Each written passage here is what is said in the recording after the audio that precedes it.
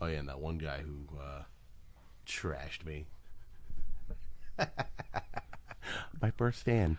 Was that on the YouTube comments or was that direct messaging? That was a Facebook comment. Oh, And it's really funny because I'm friends with his baby mama, and she's like, I'm so sorry. Like, it's okay. I need people like that. That's the thing. Like, I need people to be engaged. To beg to be on the podcast? To beg to be on the podcast and also tell me how much they hate me.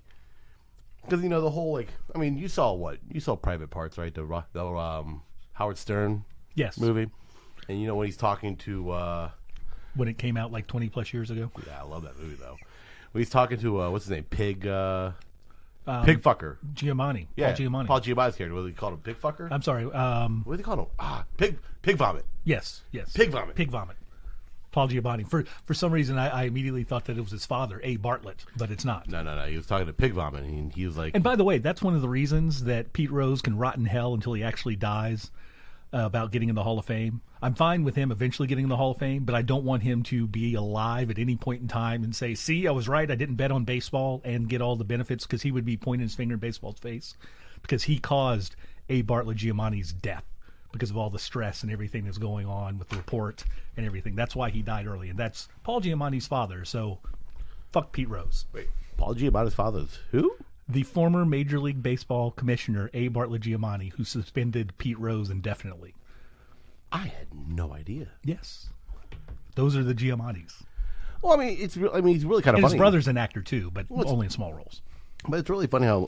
Hold on, before we even go there, but no, in that movie, he's like, they're talking about the demographics and who listens the most and whatever, and like, so your average listener that loves you listens for 60 minutes.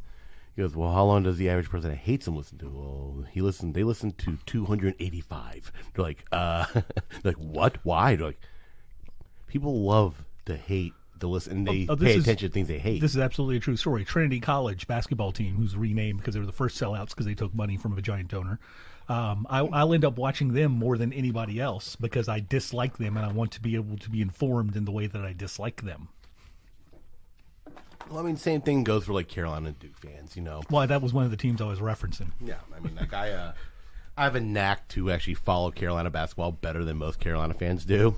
Well, so whenever I get into an argument with them, they're like, all right, I'm like, come at me. I probably know more about your team than you do. That's always the thing with that, is that you do find yourself paying more. Well, it's a twofer because you do end up watching things more that you dislike than you like. But the other things is the things that you hate about yourself are the things that you hate about other people.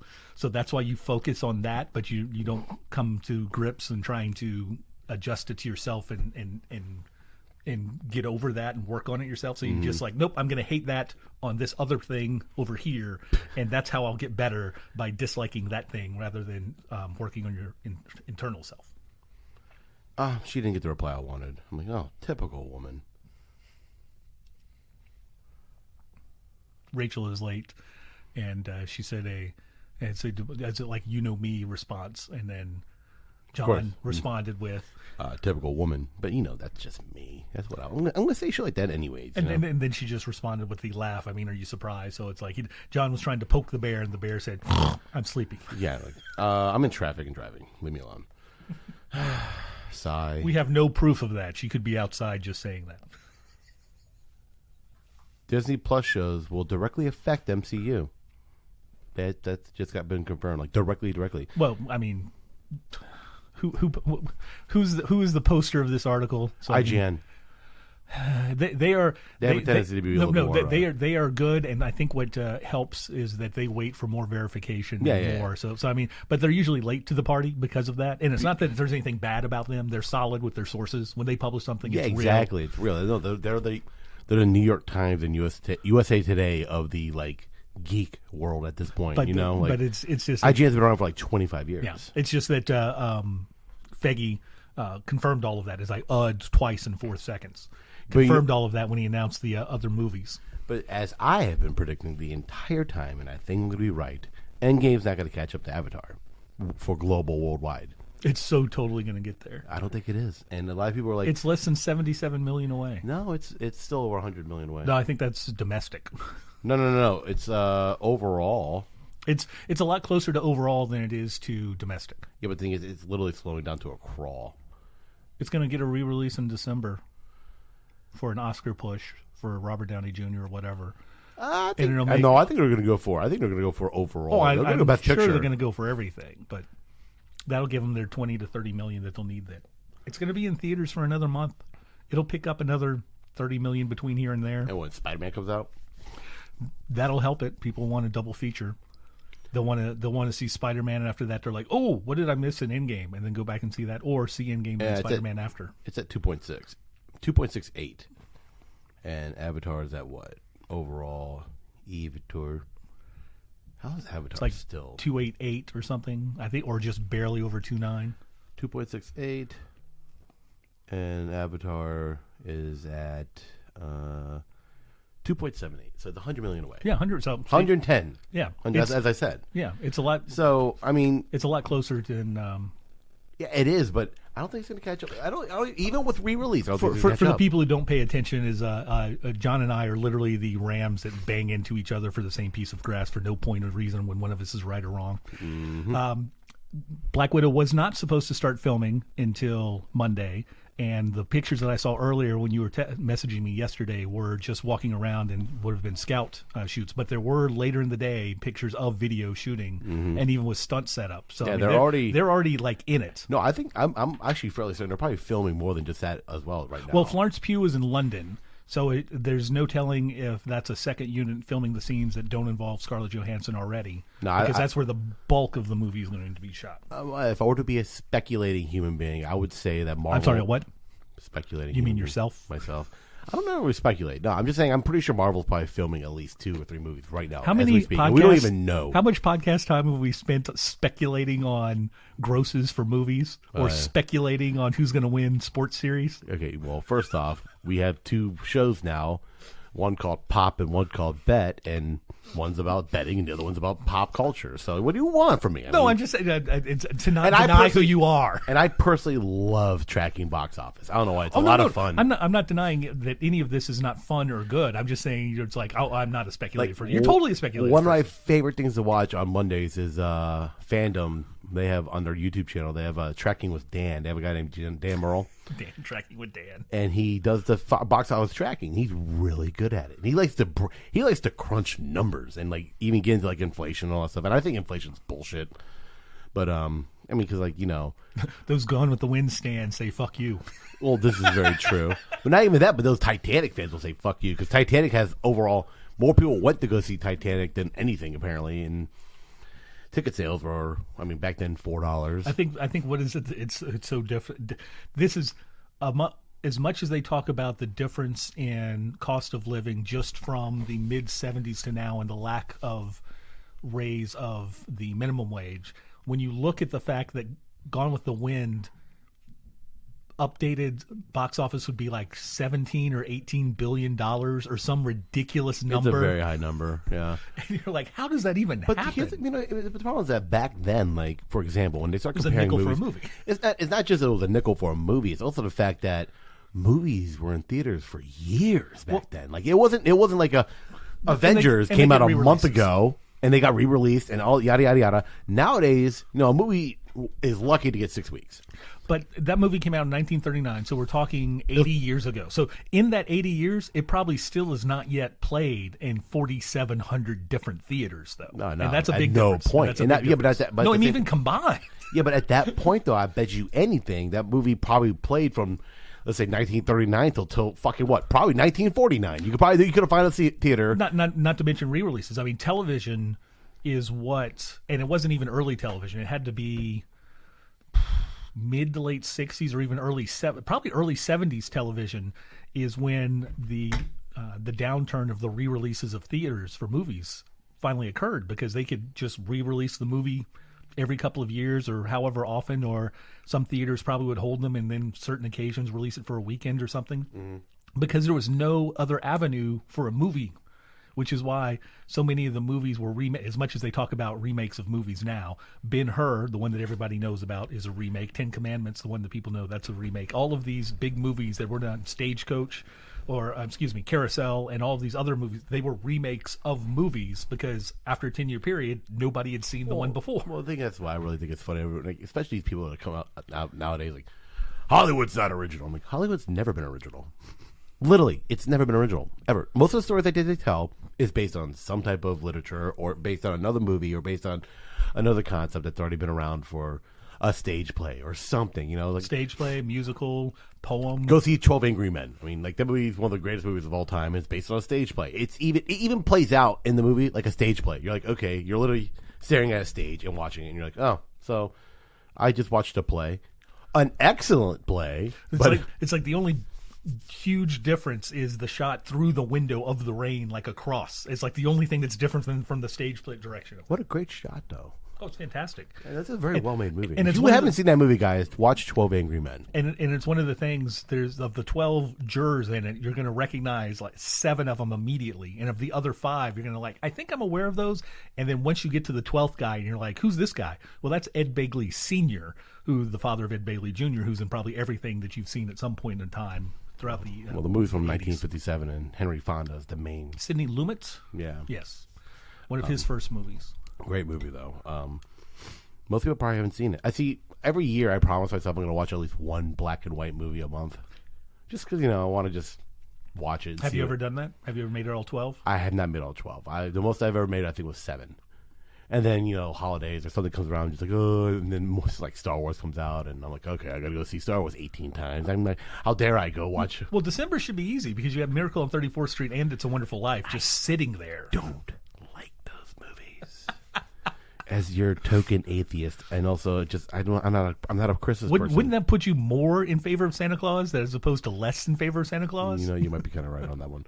But I just like I don't know. I'm not a really big holiday guy. I'll do it for the family, but I'm not like I'm not one of these crazy like I gotta like decorate my house and like clean or not clean, but like I don't even know. See, what do people do on holidays? I have no idea. Clean. They clean for holidays. They clean for holidays. People coming over. They bake hams and they I don't know what. Well, not everybody bakes hams for holidays. No, they don't. They bake heathens. Well, as long as they're halal or. I'm pretty sure I wouldn't be halal. Or kosher, depending. I'm neither. Anyways, what else do we have here today? But yeah, that's why Pete Rose. That's why Pete Rose can go fuck himself. Well, because and again, this is the ridiculousness of Roger Clemens and Barry Bonds not being in the Hall of Fame. Because regardless of whether you think steroid players should be in or should not be in, there's still a marked moment in their careers where you can say this is where they started taking steroids. And from that point forward or backward to earlier in their career for both of them, they were both Hall of Fame players before everything that happened after. But the thing that's keeping them out is that they didn't say yes and I'm sorry. Which is why Pete Rose is forever going to be out until he drops dead. It'll probably be within 48 hours. It'll be like as soon as the dirt goes on the cover, baseball will announce that the suspension has been lifted and he'll be eligible to be elected. And actually, the Hall of Fame can still vote him in because they're not part of Major League Baseball. They're just too cowardly because they're the sports writers who don't know what to do anyway, and they don't know which players actually belong in the Hall of Fame. His suspension for baseball is ridiculous. And no. It's absolutely valid. I don't think it is. If he just said, yes, and I'm sorry, he would have been back 10, 15 years ago. You say that about Barry Bonds and Mark McGwire and all those guys that are not in right now, and, well, they're not going to say anything. Rafael Palmeiro, Rafael Palmeiro will eventually get in. 3,000 hits, 500 home runs. He said he was sorry. Did he say he's sorry? Yeah. Oh, yeah, because he got busted huge. Yeah, but, like, I don't think he said I'm sorry. Oh, wait, yeah, he did. No, he did. He actually got busted. Yeah. Because it was right after. He was pointing, I did not do anything. In a congressional hearing. Like, man, what a wild time to be alive when Congress gave more of a fuck about baseball steroids than anything else. Well, at the time, that was the circus, as opposed to now, where a lot of like regular stuff was being accomplished, and that was how they got attention. Then was interviewing or investigating sports or celebrities. Now they've become the sports of celebrity, and they don't need anything else to get the attention, which is good because at least more people are paying attention given what's happening now. But it's bad because of all of the free range that they feel to be so demonstrative and histrionic when they should be not that. Oh, man, I can't wait for Mitch McConnell to drop dead. Like, I literally just said that out loud. I can't wait. I hate that man. You see what he said yesterday, a couple days ago? Is he the Kentucky senator that replaced Jim Bunning? Yeah. One of the few pitchers to throw a no-hitter in each league. As I'm bringing all of this stuff back to baseball, and it's unfortunate. It back to baseball. It's unfortunate because it's like even then Bunning was, I think, he was a Republican, but he worked again. He worked both sides. Everybody wanted to find the thing that worked forward, and he has nothing. McConnell has done nothing to do any of that. He came out and said, "Oh, so let's just say, if we have a Supreme Court opening in 2020, we'll have hearings during an election year. During an election year, even though he's like." We can't. We have to let the people decide. In 2016. Yada, yada. It's like, you are the people, you moron. Yeah, we're not going to allow Neil Gorsuch to get a fair shot at the... Interesting enough, that may be the best thing that they've done because of where he still is and what that prevents things from happening. I know, it's kind of ironic because he's actually good on the district that's about to... Is it District 6, District 9? But it's California, but DC. No, he's in DC. Any federal thing that comes through is DC. In that. He's overseeing, what was it? He's the head of the circuit court of the 3 judges. Yeah, but it's going to be overseeing, what was the one thing, the major thing he's supposed to be overseeing? It was... Is it a lawsuit against the federal government or something related to that? But it's... Oh, no, I think it's about the Deutsche Bank and all the lawsuit over whether his... 45's banking records. Yes. And taxes can be revealed. Hilarious. Anyways, that's actually quite funny. I love irony like that. But yeah, McConnell's like, yeah, we won't. Well, absolutely. If RBG passes next year, we will absolutely throw in a Supreme Court judge and have a fucking 6-4. This is the 6-3. This is the thing that's the founding fathers. The Constitution has all of these safeguards built in it, but everybody is too afraid of the political fallout to do it. And again, this is one of the things that I've contended with when President Obama was elected in 2008 with a majority in the House and all of those Senate and they wasted those 2 years to not pass universal health care because they wanted to negotiate and make it bipartisan. And a lot of that was coming from the freshman congressmen because they didn't want to lose re-election. Yeah. So they voted for a watered down version, which was easier, which wasn't a 100% fix and easier to break apart. And all of those freshman congressmen got beat anyway. Whereas if they just rammed through as quickly as possible the universal health care, by the time that election could have come up, they may still have lost. But by the time the 2012 election would have happened, it would have already been in place and working. And people said, wait a second. This is amazing. This is good. Who voted for this? Who didn't vote for this? And those people could have gotten back in. Yeah. And that's the thing is the political fallout. The politician isn't there to be reelected. The politician is there to do the best thing for the people, and that's what's not happening. When everybody says the political fallout, what they really mean is about being reelected. Yeah, no, everyone's there to keep their job. Their cozy job. You were part of this too. I am now. Yeah, we've been just chatting about literally everything. Actually, perpetually late female. Are you surprised? So Hello, everybody. We're gonna go ahead and actually mention. This is a little bit. I don't even know why I want to bring this up. A little bit of spoiler talk. Why do you then? No. It's a little bit possible spoiler because it's a rumor that just came out about something for. Rise of Skywalker. Is this the thing that you posted, Jer? Off of your what I posted. Your sweet source? This is what I posted. No. I was confirming the confirming. Yeah, this is about a rumor that just came out yesterday saying that possibly, by the way, spoilers. And if this happens to be right, well, la your ears in case it's not it's not something you want to hear. I'm gonna be so angry if it's right. Well, more importantly, what you need to know is the source for this also had 80+%. Had a lot of. I would have brought you one. I didn't even think about it. You never think about it until you see it in front of we you. need sponsorship from NOS. Just FYI. I've never had NOS until now. Nosferatu is a new. No, literally, like this is what keeps our asses going during bar shifts. Have you watched What They Do in the Shadows, the TV series? I've heard really good things about that. It's fantastic. Have you watched the movie? No, but I've also been. But my queue is so big because I've just been like school just got let out, and I'm just now like kind of relaxing. So I have Lucifer in there. What We Do in the Shadows. Watch. I've heard really good things about Lucifer character. Josh, Watch Bukkake Josh screams its praises. Watch the movie What We Do in Oh, the it's the Shadows. life he wants to live. Oh, I'm sure it is.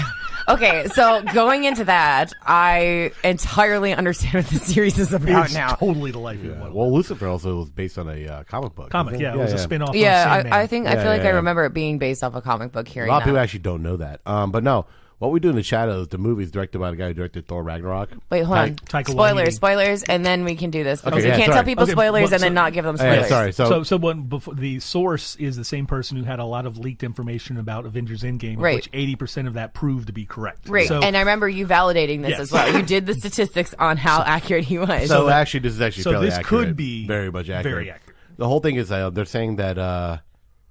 I don't even know why I clicked on the link. I never checked shit. I like that didn't until click. now. I just go off of what Jerry And now I'm says in the very chat. angry, and I'm like, why did I do that? Do you remember? I did it for this. Do you remember when I saw the? I'd read ahead because I was getting so frustrated with Game of Thrones, and I looked at the Jerry, finale, and I no. told you it's like you don't want to know. No, it was No, your. I remember you looked me dead in the eye when we were like, all you don't wanna postulating, and know. you were like, No. "I don't want you don't Before want I to even know." go to the Star Wars, I want to know the list that you saw. Was it the one from Reddit that basically predicted everything that happened? That came No, out no, from no. 2 years He ago? went through a separate site because I remember Well, I no, looked at the it's- link source, The guy like literally broke down what's going to happen on the last like spot by spot plot, yeah, plot for- point. for point for point Game of for Thrones point one? for Game of Thrones. The Yeah, last yeah, two yeah, seasons. yeah. Is that the one you're talking about? Well, it's that sort. I mean, it was. So what Reddit, is it? but, Somebody yeah. that has like a manuscript or No, a apartment it's- no, manuscript? it's supposedly someone had leaked the script for the last two seasons. Well, the script, some of the scripts for season 7, most of the scripts for season 7 were leaked before any of that came out. I do Before remember. 6 I do even remember came out. that. Yes. No, because remember they released a couple episodes early last season, not season 8, season 7, and it was like this big shit where everyone was like, "Fuck, I gotta watch all the Beyond things." the Wall was released on Spanish HBO about 8 hours before. Right. No, 5 days before. 5 days before, because I remember 'cause everyone was like, "Oh my god, I'm watching I watched this it on early." Reddit that Tuesday because it's like I can't wait and not. And the first couple of episodes this past season actually got released accidentally About 6 hours about early. 6 to 8 hours before. one too. on Norway and one on Germany. So you HBO. said this guy that was so good about Endgame predictions and Yeah. Game of Thrones are the Well, Game of just Thrones guys and the different- Endgame guys different? guys. They different came guys. out and said that Ray's Spoiler, father, spoiler. Yeah, Ray's father is going to be Han. And I don't I know. know. I read that and I didn't know how I felt about them, and that's how they connect the plot in a circle. But the But I think it mother's works. not supposed to be Leia. Well, which it still He had to works. have loved somebody before Leia. Well, Like no, they already established that in. no, that in Rogue. No, in not Solo. Rogue. In Solo, right? He loved somebody before Leia. I don't think that I would be totally on board for any reason to get Emilia Clarke's Kira character back in anything Star Wars. But I don't know that it's that character. But that'd be As great long if as it her was. dad didn't turn out to be fucking Luke, I was gonna be happy. But I think Which that, we really. But that fits into everything that we've seen because Memorial Day weekend TNT does a fantastic thing. They play Star Wars movies all the time. So I've watched Force Awakens. Why, and Rogue when you have One it on and a whole bunch DVD of like a normal person? But the effort is like I got to get up, I got to open the clamshell, I got to turn the thing on, I got to put But it I in. have the It's trilogy. Like, oh, I have the it's trilogy, the there. OG trilogy on DVD. I have What- them on Laserdisc. I have the best version available, I'm- sound you and know video what? quality of the original Zero trilogy. percent without any surprised. help. Sonos sound system have- in the entire house, kind of thing, Jer. I have, and I'm not gonna lie to you. When I start counting 1, 2, 3, 4, I have 6 different versions of Star Wars. I'm on not mad at media. it. I like 4 different video versions. I have 2 different Blu-rays or I've got- DVDs, and then I had the Blu-ray set Okay, as well. so I've got 4 different versions of the Phantom. Just all it. all right, I'm going to trump card both of you. I have the original vinyl from Star Wars 1978 I have that that too. my dad purchased, still in the film. I used to have the storybook. That's what I versions of consider that my on my 45. trust fund. I will not open that fucker. But when Han first starts to put together who Rey is when they're flying to the planet with Maz Kanata, Maz whatever her last name is, Kanata, yeah, and then he gives her the weapon. He starts looking at her. He starts piecing it together. You can see that there's more than just like, oh, she kind of knows what she's doing. Right. But he's starting to put together maybe some more things in his head, and then also it would explain why. But why would Han ditch her? Because they established that in the very beginning of her storyline is that her dad ditched her. Her mom. It could have been her mom that ditched her. Well, no, it could have been a mom and another man. That's not her father that ditched. And Okay, fair enough. That Han didn't know That until Han didn't- later. yeah. Han Han- didn't know the mom was Han- pregnant and yeah, ditched one and of went off to those- the galaxy kind of thing. Okay, fair enough. But Ben knows because he could have figured it out. Because that wouldn't be in his character. No, running will- and hiding. Well, is no, not a far away from it. fucking, and then galaxy questing would not That's not out of his character. The leaving the responsibility behind is not within his character. Chewbacca would not let that happen. No, Chewie would never let that happen. Chewie loves porgs. How could he not love a baby? Well, he roasted one. No, he couldn't. He couldn't do it. No, he roasted it. He just couldn't eat it. He roasted one, couldn't eat it, and then adopted his favorite one. You know, all the backlash from the conservative groups, they got really angry at that scene. They're like, "What do you mean that Wookiee won't eat meat?" I'm like, oh my god, just shut up. No, it's called he has fucking empathy and autonomy and benevolence. He's a sentient creature, even though all he goes is, and insert Chewbacca sound. It's why you don't name your cows. But in the second movie, it would also make perfect sense why Ben would be telling Rey that her parents are no one, because he thinks so little of Han and the father figure that he wasn't, and is like, because he even says that in the first one, and Force Awakens, something about you'll be disappointed about it because he's so disappointed in Han. So there's nothing. It does make a lot of sense. There's nothing in either of the movies that discounts. What about Han? Han has no Force powers. It doesn't matter. It doesn't matter. Well, he's got the Millennium Falcon power. Well, but that's one of the things. Last Jedi is trying to tell you, and one of the other things that's important, that you don't have to be a Skywalker to have Jedi powers. Yes. Well, no, they're trying to reestablish that because I mean, fucking George established that very much in the prequels. Well, I mean but then it went away, and then we were given the whole chosen one thing, and like, oh, it has to be through this, but it doesn't, and it still lends the fact that the Jedi and the Sith will end because the forces of light and dark, and that the rise of Skywalkers, that's what the new version of the Jedi are going to be, the gray Jedi, the ones that balance both the black and the white, and that those are called Skywalkers. So the rise of Skywalker doesn't necessarily just have to be... It could be a gray Jedi, that what you think is just... Yes. Well, I mean, they're already establishing the idea, another rumor, spoilers, by the way, guys, that... They're saying that Luke might get resurrected. Well, not resurrected. In some sense. Not resurrected. It's okay, poor choice of word, okay? But it's supposed to be more than just a Force ghost. Jedis don't die now. They don't die, but it's actually more than a Force ghost. It's actually more long. I don't think they've evolved past the whole Force ghost thing, I don't think it's any more than a Force ghost. I don't know, because they established in the last movie with Yoda being able to physically alter anything. Well, we've never seen them not be able to have Force influence. Yeah, but he literally struck that tree down. But I'm saying is like the previous times that we'd seen Force ghosts, we've never seen them not do that. Actually, you know what? I'm completely wrong, because you know what? They definitely established that Force ghosts can do shit in Rebels and also in Clone Wars. And these things all connect. These are all and they actually do have gray Jedis. It was funny. A friend of mine, one of those complaints about Force Awakens is like, I can't believe that they showed inside the light speed with the movement is about that. It's like, why? They did that in New Hope and Star Wars. Right. This is not the first movie they've done that. Why are you bitching about it? Because it's like the things that they changed, that did, and it's like a lot of the complaints about Last Jedi. It's like, why are you doing all these things? Like when Luke does that backwards bend to dodge the lightsaber thing from Kylo, and you're like, why did you do that? It's like earlier in the movie when Rey pushed him down, he caught himself before he landed and then settled himself. It's like they've totally been doing things like that. Imperial March much? Yes. Did you just add music to your I did, Instagram but video? No, but I'm trying to increase our social media thing. So I took our sweet, cute little picture, and then I just put content spoiler, and then I put Imperial March. So those that aren't listening will definitely just know that there is some kind of Star Wars talk that occurred today. Would you like the Instagram login for the Simon Says podcast? I wouldn't be mad at it. Do you trust me with the interwebs like that? Yeah, I mean, it's really. I mean, I post more than anybody as far as like, cute chick talking nerd shit. Well, it does nice things for internet views. I'm part of some closed groups that I don't want to know. I don't know what closed groups you're part of, Jerry. 12 months, I've been the number one poster on the R is Unrestricted post. And I've become a number one poster on the Angry Bartender because usually I'm the one posting on that. So I feel you, Jerry. Of all the sober bartender. Of all the memes, I like the. But I'm still angry and sober. The Daenerys toasting King's Landing, and it says that I'm not saying I'm letting her get away with it, but I work with the public, so I understand. No, really, like feeling cute might kill a bunch of innocent people later. I don't know, might delete later. No, I like that one. Like when you ask her if you're fine. I'm fine. Yeah, and it's funny that. Yeah. Since you asked. I think it's funny that when you. But the Rey thing, and watching Rogue One again, and one of the other complaints about Last Jedi is like, how could they track through hyperspace? And it literally says hyperspace tracking is one of the projects that they've been working on. They've been working on that since Rogue One. Yeah. So Is it's it like for 20 vodka or years it gin took today away. in your handle of Brita water? This is water. This is water. Water. Water.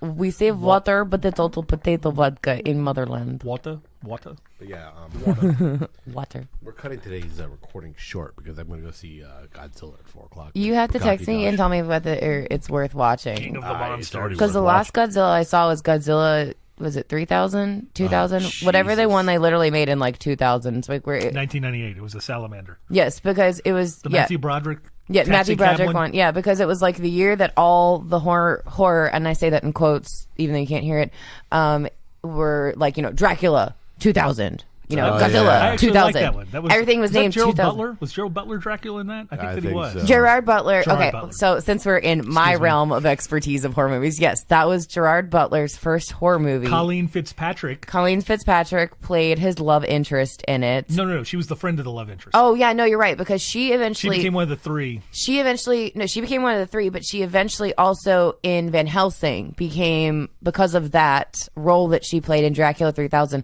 I'm pretty sure she's the She same. was not one of the three in Van Helsing. Are you sure? I'm pretty positive. Are you sure? Because there was. I mean, I know there's always like a ginger in there. There was. No but it offense to wasn't her. gingers. Because it was the David Blaine's longest known ex girlfriend was one of the three women with Kate Beckinsale and Hugh Jackman in Van Helsing. God, Kate Beckinsale is so beautiful in that one. She's 44 now, and she looks. She and Paul Rudd Would have still not smash. aged. I would still smash her Still not and aged. Gerard Halle Butler. Berry in John Wick 3. She looks younger now than she did than she 15 did- years They ago. figured out how to do Photoshop in live action. No, You no, do no. realize that, by Oh, the no, way. no. They're eating They're eating babies. It's got to be something. Yeah, they're eating babies and consuming the souls of the By the way, young. is John Wick 3 not Lena Headey's favorite movie of all time? Oh yeah, no, for real. I saw her Instagram post. She is like so on the John Wick train so hard. Wait. Oh wait, he's in that movie, isn't he? Jerome Flynn is. She is, the like, guy who gets all his about nuts the- eaten off by one of the dogs. She is like, this is the greatest movie made of all time. No. He plays. Spoilers if you haven't seen John Wick 3. He plays one of the original.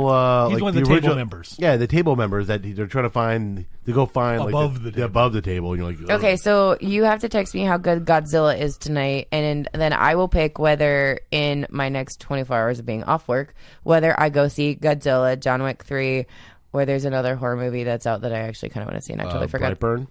I went and saw Brightburn this week too. That was- Perfection came out. Has anybody watched that? Which I one? don't. The Netflix horror movie. I don't Which watch, one? I don't really watch. Perfection. No, I'm still catching up on like I've been on this kick of like old school horror. So I've been watching. I watched House of 1,000 Corpses because classic. But last night then I watched. That movie's not a classic horror movie. As far as For I'm her age range. For her it age is. range. no, but I mean to go back. I mean I found my uncle that passed away in August. He was a huge movie buff. He was the one that got me into horror movies. So I have like OG Pet Cemetery 2. I have like all the Saw movies. I've got literally, I think, every Friday the 13th and Jason movie ever fucking made. Like Jason Takes Manhattan. The horror movie. I have that shit. The horror movie that comes out tomorrow is Ma with Octavia Spencer. That's the one I wanted That to movie see. looks awesome. No, that's what I went That's to some of see. the best teaser No, trailers. that's the one I want to see. I But want to see that movie, but you need to go see Brightburn. Brightburn was okay, dope. I'll go see Brightburn. But as far as B horror goes, or like classic horror goes, I've seen a lot of the old school one, like Evil Dead, all of that shit. But I'm really excited. So I have this running list of obscure, like some of the most violent horror movies that are like as a running note list in my iPhone. And one of them, other than the Paradise Suite, which is another really obscure. It's worse than the Green Inferno if you're a horror nerd. I found this an OG DVD Inferno. of Suspiria. That movie's funny. I always say it wrong. Suspiria. Did you watch? Suspiria. Suspiria, Did I you have watch it- the remake? No, I didn't. But I found the OG 1981 version. I think Yeah, 79. Argento. Well, it's set in Sergio 1977, but it was made in 81, I think. Yeah, I think that's right. But no, you should watch the remake. It's really good. Well, I want to watch the original and then First? first. And I'm very much Asia is in the remake, isn't because she? Yeah. So Asia Argento is the daughter of the director of the first one. The first one, okay. But yeah, so that's kind of where my head's been at, as far as I've been trying to catch up on all my old school horror before I start jumping into all the new stuff. Asia Argento. Also, side note for a segment, I really want to just nerd out with you guys on some horror movies, if you guys are into that. If not, I can talk with Josh about horror, because him and I can do that all day at work too. There's a weird thing about horror movies is that I'm very aware of them and I know how much people like them. I never watch them. Well, there's a certain like je ne sais quoi to them, because it's like it can be equally. But I've seen a large number of like classic modes. People are actually complaining that you're not in shot on my Facebook. Are you serious? They're like, "Why is the lady not in there?" Yeah, why, fine. I'll switch to mic 3. God. I'm like, oh my god, fuck off, Jimmy. You guys want to just stare at the back of my head and my ass? Like, what is this? I don't think anybody. Do we have to answer this? I was like, you really setting that up for what you want me to say? Hi guys. That's so stupid. But no, you guys are fucking retarded, and I'm not mad. What was I going to say? And when she says that, she means the musical version where we're slowing it down. Yeah, it's been a really slow. It was empty. Don't sphincter puck. It was empty. First violation of electronics: open containers. Well, Yeah. I mean, it doesn't matter. I definitely. That's why I keep the water on the floor. That's why there's a floor. No, I know. I literally saw Jerry's eyes go this, but then he also, because he's a steel trap, remembered that it was empty. We would like to continue to use this studios for as long. as and it's good shit. It's sure. Like, come on. It's like it's top of the line. Anyways, but I personally would love to do a horror segment as part of future content. And those listening, if you are a huge horror literature and movie buff, what are your feelings on it? Let me know. Horror movies. Like, we can totally do a whole segment on this, because this is personally my specialty, where everyone else kind of nerds out on Marvel and no, I can go all day on horror. I see horror movies all the time. So speaking of that, of the genres of within horror that I will watch, I'll watch. I read horror comics, which are fantastic, and at times I feel much you read more literature, gory and gritty than even some of the other ones. But Swamp Thing premieres on DC Access. Oh shit! Oh wait, tomorrow. Is it really? Yes. Already? Yes. I thought that was next month. No, it's I mean, more or less. What I mean, it is almost next month. You're right. Oh shit! So that debuts, and there's a trailer of that is pretty good. It looks really interesting, and they're definitely going off of the. Are they doing Alan Moore? It's the Alan Moore version, which is a little Arcane coming back. I actually like that. I dig on that. That'll be fun to see. I haven't seen a single thing from DC Universe or that whole Doom Patrol. I need to watch. I heard Doom Patrol really good. Josh sent me a video. As long as they don't remake Tremors, I'll be a happy woman. They are remaking Flex Tremors. Mentallo? No, he sent me a video look dicks that have been dissolved in like sulfuric acid. That I think it was like a cockroach or something like shit. that. He sent me a GIF. I'm like, what am I? Okay, no, what? Okay, that's different. I thought I have learned not to click on links that you or Josh Bukaki Josh obscurely send without reference or context, because usually it's something absolutely that my eyeballs can't unsee. I was so afraid of clicking on that cow video. I didn't. I did not. It was like, oh, okay, it's just a cow urinating on somebody. That's safe. No, but like I couldn't. No, anything it's like that I stopped and paused and I went frame by frame for a little bit. No, that's what happens when you get into a group. When you get invited to a group chat with Josh or myself, and I'm very tame. No, like I mute you guys, because or else my phone would just be constantly going off, and my boyfriend's like, "What the fuck is?" And I'm like, "No, these are like my nerds. This is fine. This is my collection of nerds. It's cool." And then I see a bunch of like things about sports talk. I'm like, "All right, I can mute you guys for." Wait, hold on, time out. You have a boyfriend now? Yeah. That was real fast. Hinge actually worked. That was like, weren't you single like 2 days ago? Like a week ago, yeah. Wow, that was really quick. Yeah, so Hinge actually... It kind of is an on-off situation. No, literally. Like, Hinge, I'm not kidding, actually worked. Sponsorship, fucking please. Wait, hold on. So what did he like? Or did you like something? So it was actually the first thing I said, where it was like something... Was it one of those guys that we were making fun of? No, that wasn't Hinge. No, it wasn't. It was somebody... I think she knew to keep us away from the good material. No, it really wasn't. He popped up, I think, as my most compatible at some point, and I was like busy at work, so I swiped it away, didn't think about it. He had sent me a message, and I didn't respond. And then like 4 days later, I'm like, fuck all this internet shit, da-da-da-da. And I'm in the app and I'm about to delete it. I'm like, well, somebody took the time to message me. Let's see what he said. And the one he responded to was the first question I said, which was something about my sense of humor. And I was like, a dark sense of humor and a playful silliness. That's just me in a nutshell, and how I laugh and all that good shit, and my personality, right? Like both specific and vague. It's fantastic. Right. And I love it. That's how I am. And so he was like, well, how dark? was his response. And then I was like, all right, well, let me see if he's a dweeb or not. And so I was like, so I responded back, level 1 is dead baby jokes. And then we proceeded to talk for 6 hours straight. About dead babies? No, well, kind of. He's a butcher. So, so it was even more funny because I'm like, so we started talking. He's a butcher. He's a butcher. Like a professional butcher? I mean, for now he's a butcher, but he's very good at what he Butchers does. make good money, man. He's a mortician for animals. Yeah, He trusses them beautifully, their carcasses. It's very nice. he delves in death. No, so this is why it's really funny. No so wonder I you're into him. said, so I said, dead baby jokes are level 1, and then he, like, I guess lost it laughing. Jared's over here taking off his glasses, wiping his eyeballs off. This is so funny. And so we proceeded to talk about, because somehow steak got brought up, because I was like, oh, you're a butcher, that's dope. And he was like, I was like, yeah, so like I'm sure you get all the access to the good dead baby tomahawk ribeyes then, because he was like, tomahawk or bone in? And I was like, oh no, like tomahawk Tomahawk is bone in. yeah, so we were joking about we were in a serious way that's the talking relation of about the how to story, properly like cook steak, but we were also saying that it was a dead baby So wait. ribeye tomahawk. And I'm like, So wait, hold on. okay, As a person who actually likes to cook as well, that's another one of my interests that we have yet to really delve into.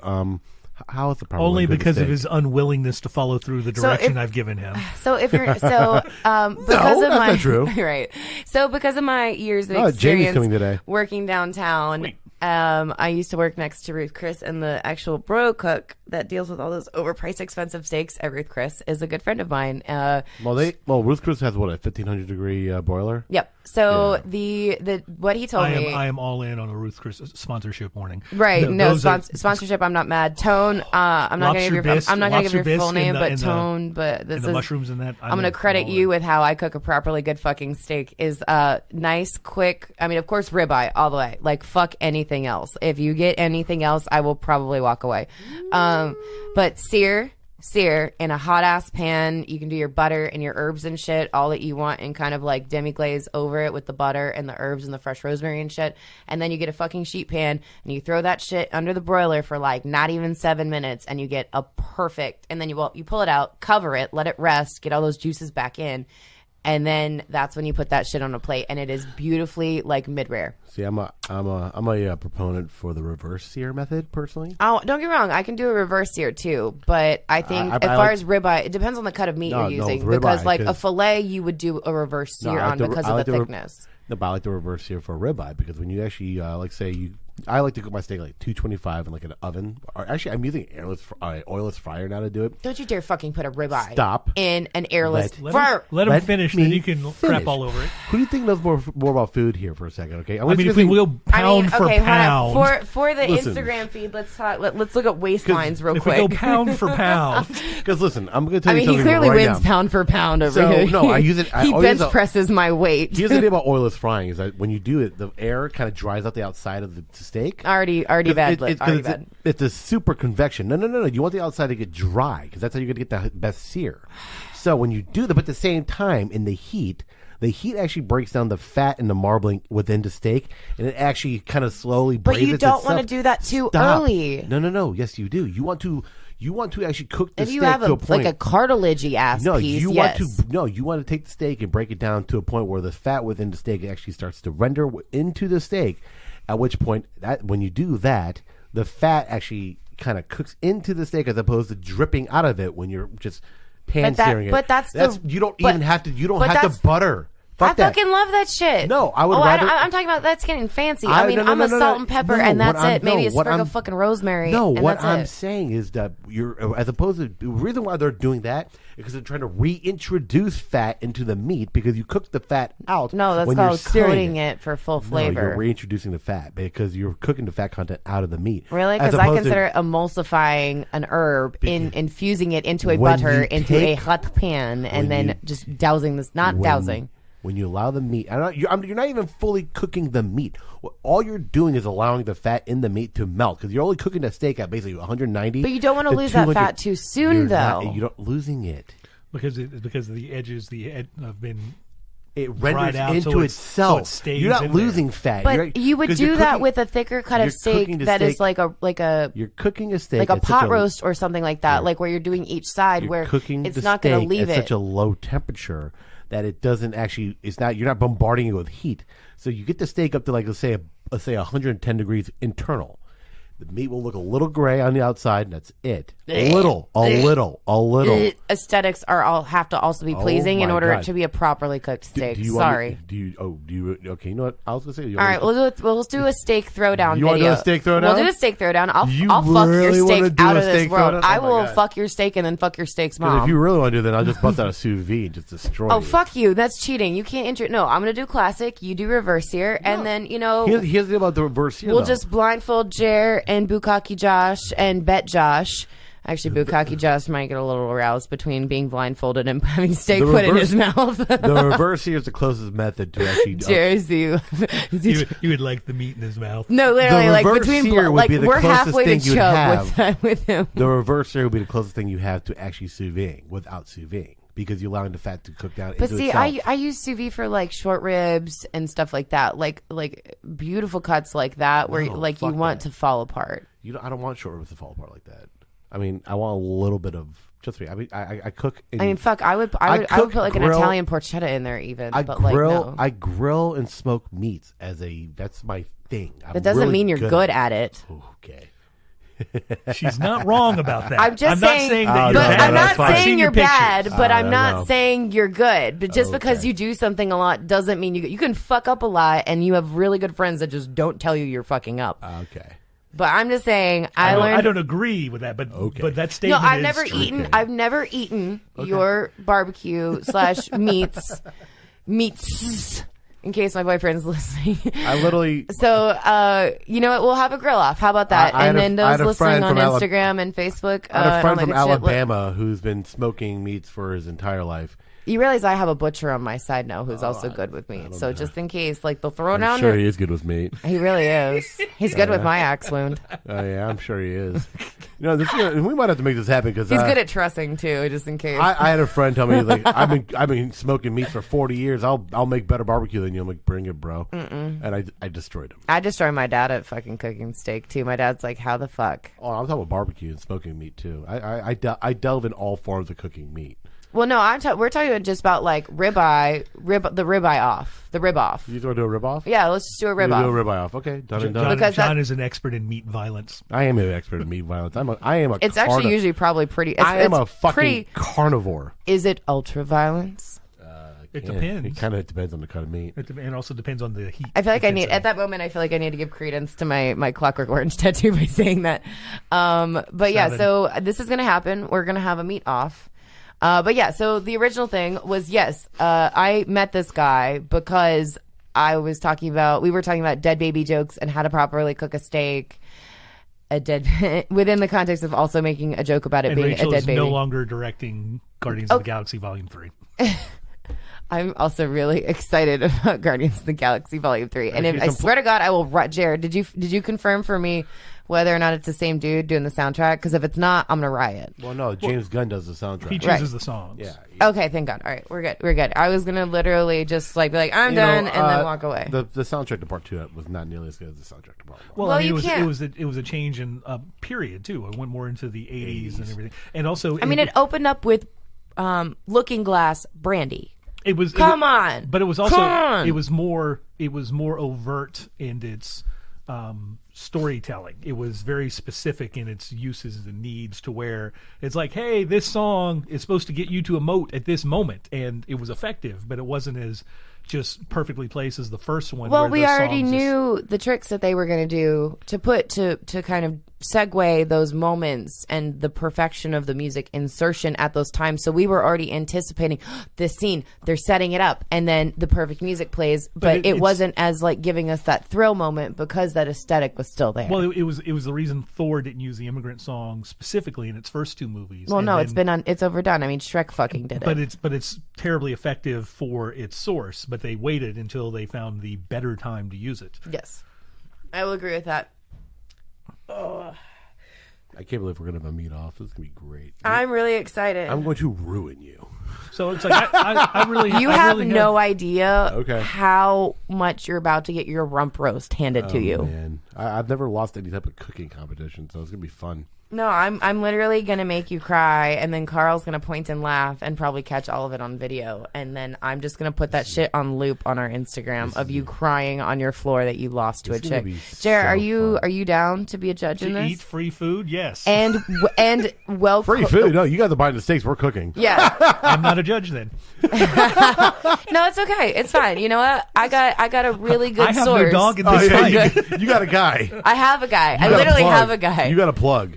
But I have no dog in this fight. but yeah, the ribeye off is happening. Hold We'll on, have time out, Bukkake time out. Josh So and Bet Josh. You met this guy via Hinge. Yes, How I long met- ago? A week.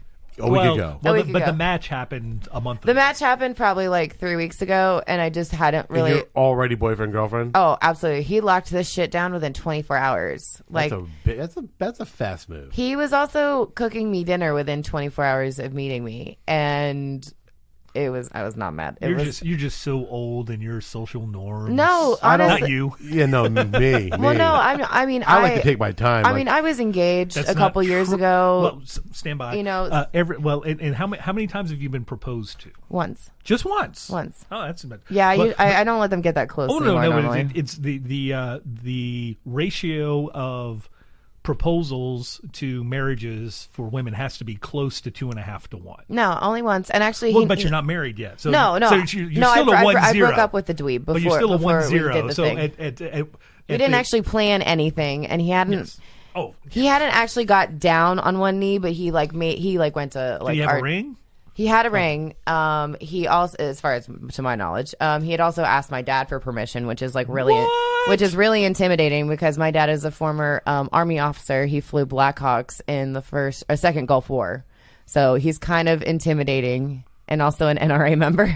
That's where I learned how to shoot. So FYI, guys. But yeah, so I met this guy on Hinge. Didn't think much of it until I actually started talking to him. And then I filmed the podcast last week with you guys. And that's why I was sitting on the couch trying to be like, hey, I'm really fucking hungry. Instead of coffee, do you want to grab lunch? And he was like, yeah, absolutely.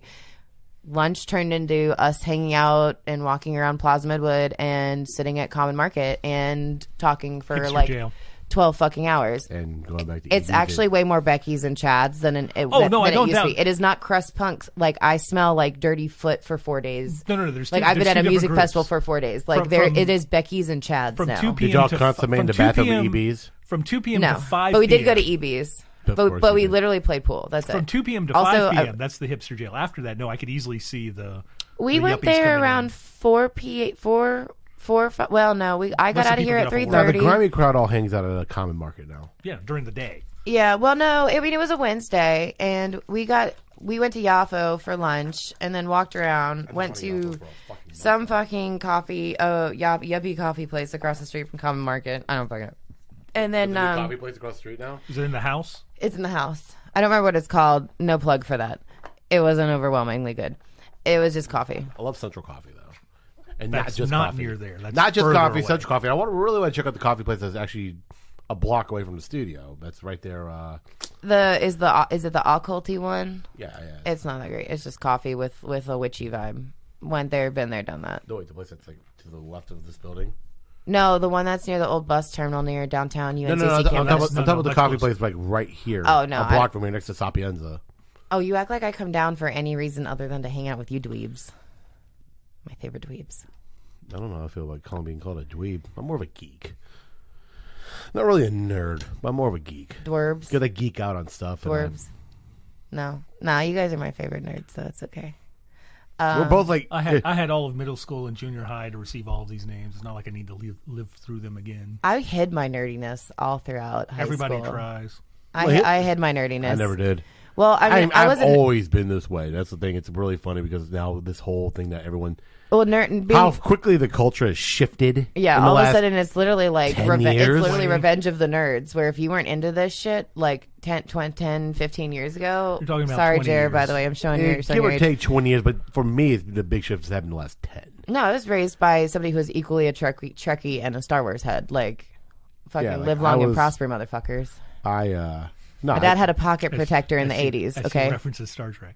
that's what I said. Trekkie and Star Wars, but I'm sorry, but I heard did Chucky for horror. That's no, but I did the hand to the Instagram, and then I said live long and prosper. I mean, yeah. I mean, I don't I'm know. sorry, I did the absolute worst thing possible. It's like I geek Craig checked a woman, and that is beyond reprehensible. I apologize. It's okay. I knew exactly what I was talking about. No, you did. And you've You never, absolutely and did. you've never done it before, Jared. So I'm the okay. only defense I have is I thought she said Chucky because of the horror side. No, I said but that's- Trekkie. But we can talk a whole fucking segment about Chucky, and it's fine. Of the new movie coming New out. movie that's coming out? Yes. It's interesting. I kind of like the idea that they're doing it with the Did you see the memes where they're like, "Go back, no, go back"? the whole computer. It's basically a Terminator version of it, where it's the electronics or the takeover and. I don't like the fact that it's CGI. Or that it's not a possessed demon. Is that what the previous Chucky was? The previous Chucky, was possessed. The soul of a serial killer. That's right. Was, I forget his name, and I'm this is really bad on my end. Charles something was used with the amulet, and I'm forgetting the name of it. And I learned all of this in Bride of Chucky because it's my favorite. And Jennifer Tilly is fucking hot still. If you haven't actually checked out her, like what she looks like at like 59 years old, she's still hot. By the way, like Dita Von Teese, giving her a run for her money. The one moment that I realized that I knew the Wachowskis were very good directors is in Bound, when she's talking on the phone to Gina Gershon, and the camera is following the telephone cord. For those of you who aren't around, there were telephones that were attached to walls and they had cords. You're not talking about the lesbian scene? No, the loop. Where the camera follows there's a loop in the telephone cord, and the camera actually follows the loop of the cord as it goes into the wall to go into the next node. And it's like, nope. Now, anybody, whatever, the guy who did Blue is the Warmest Color, who's apparently a hack and makes all actresses feel ridiculously creepy, can direct a lesbian scene. That doesn't make him a good director. No, Jerry. that's not good. Blue is the Warmest Color is like... First off, you have to understand, that movie came out when I was like 12. It's also entirely in French shot. For those who haven't watched it, it is entirely in French. It is a lesbian... Blue is the Warmest Color, not Bound. No, yeah, sorry. Blue is the Warmest Color, not Bound. Blue. I was like, wait a second. No. Bound? No. No. So Blue, for those who aren't familiar with this, what we're talking about, Blue is the Warmest Color is, I believe, directed in 2005. It's not that long ago. I thought it was that long ago.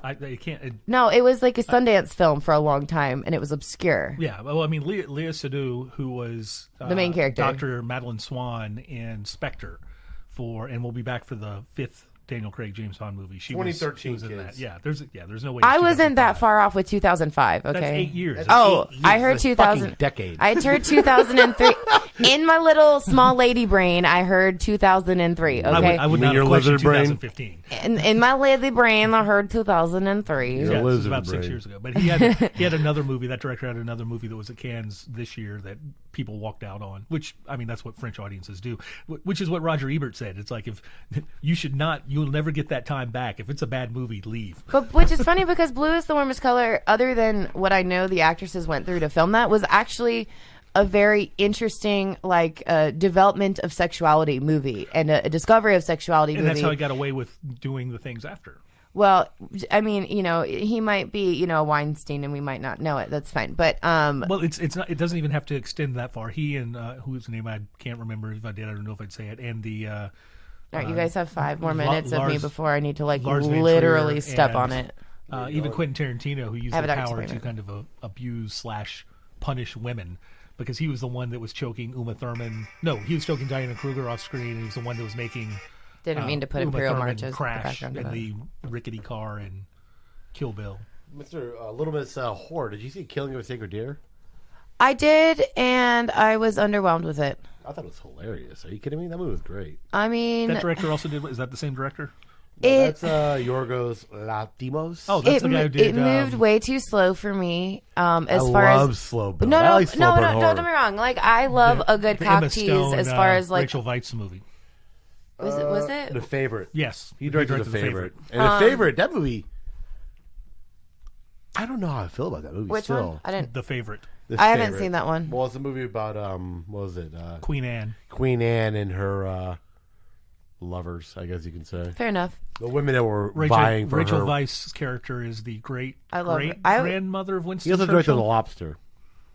I liked The Lobster. I loved that movie. This guy directs weird movies. No. I love that shit. Like him and M. Night Shyamalan, like Cure for Wellness, all of that shit. Like I love all of this. I actually was but I like that like visually creepy aesthetic. No, but the way he shot The Favorite really threw me off. Like, does he stay within his aesthetic or does he branch out? The Lobster is What We Do in the Shadows. Yeah, same guy. Mm-hmm. Oh, okay. So now I do need to watch that because I really liked. Not the same director. No, but same actor. Oh, same actor. But I really liked from Flight of the Conchords. What's the guy? Jermaine Clint. But then I really liked Rachel Weisz in that as well. That was phenomenally done. Don't watch The Favorite. Okay, because I loved The Lobster. Well, The Favorite was also nominated for Best Picture, and it was nominated for a lot of shit. It actually won a few awards. Best Actress for Olivia Colman. Both of Rachel Weisz and Emma Stone were Best Supporting Actress. They got nominated. And also director, the cinematography. That's what I'm saying. The way that movie was shot, like it looked very a lot of fisheye lens. Yeah, static.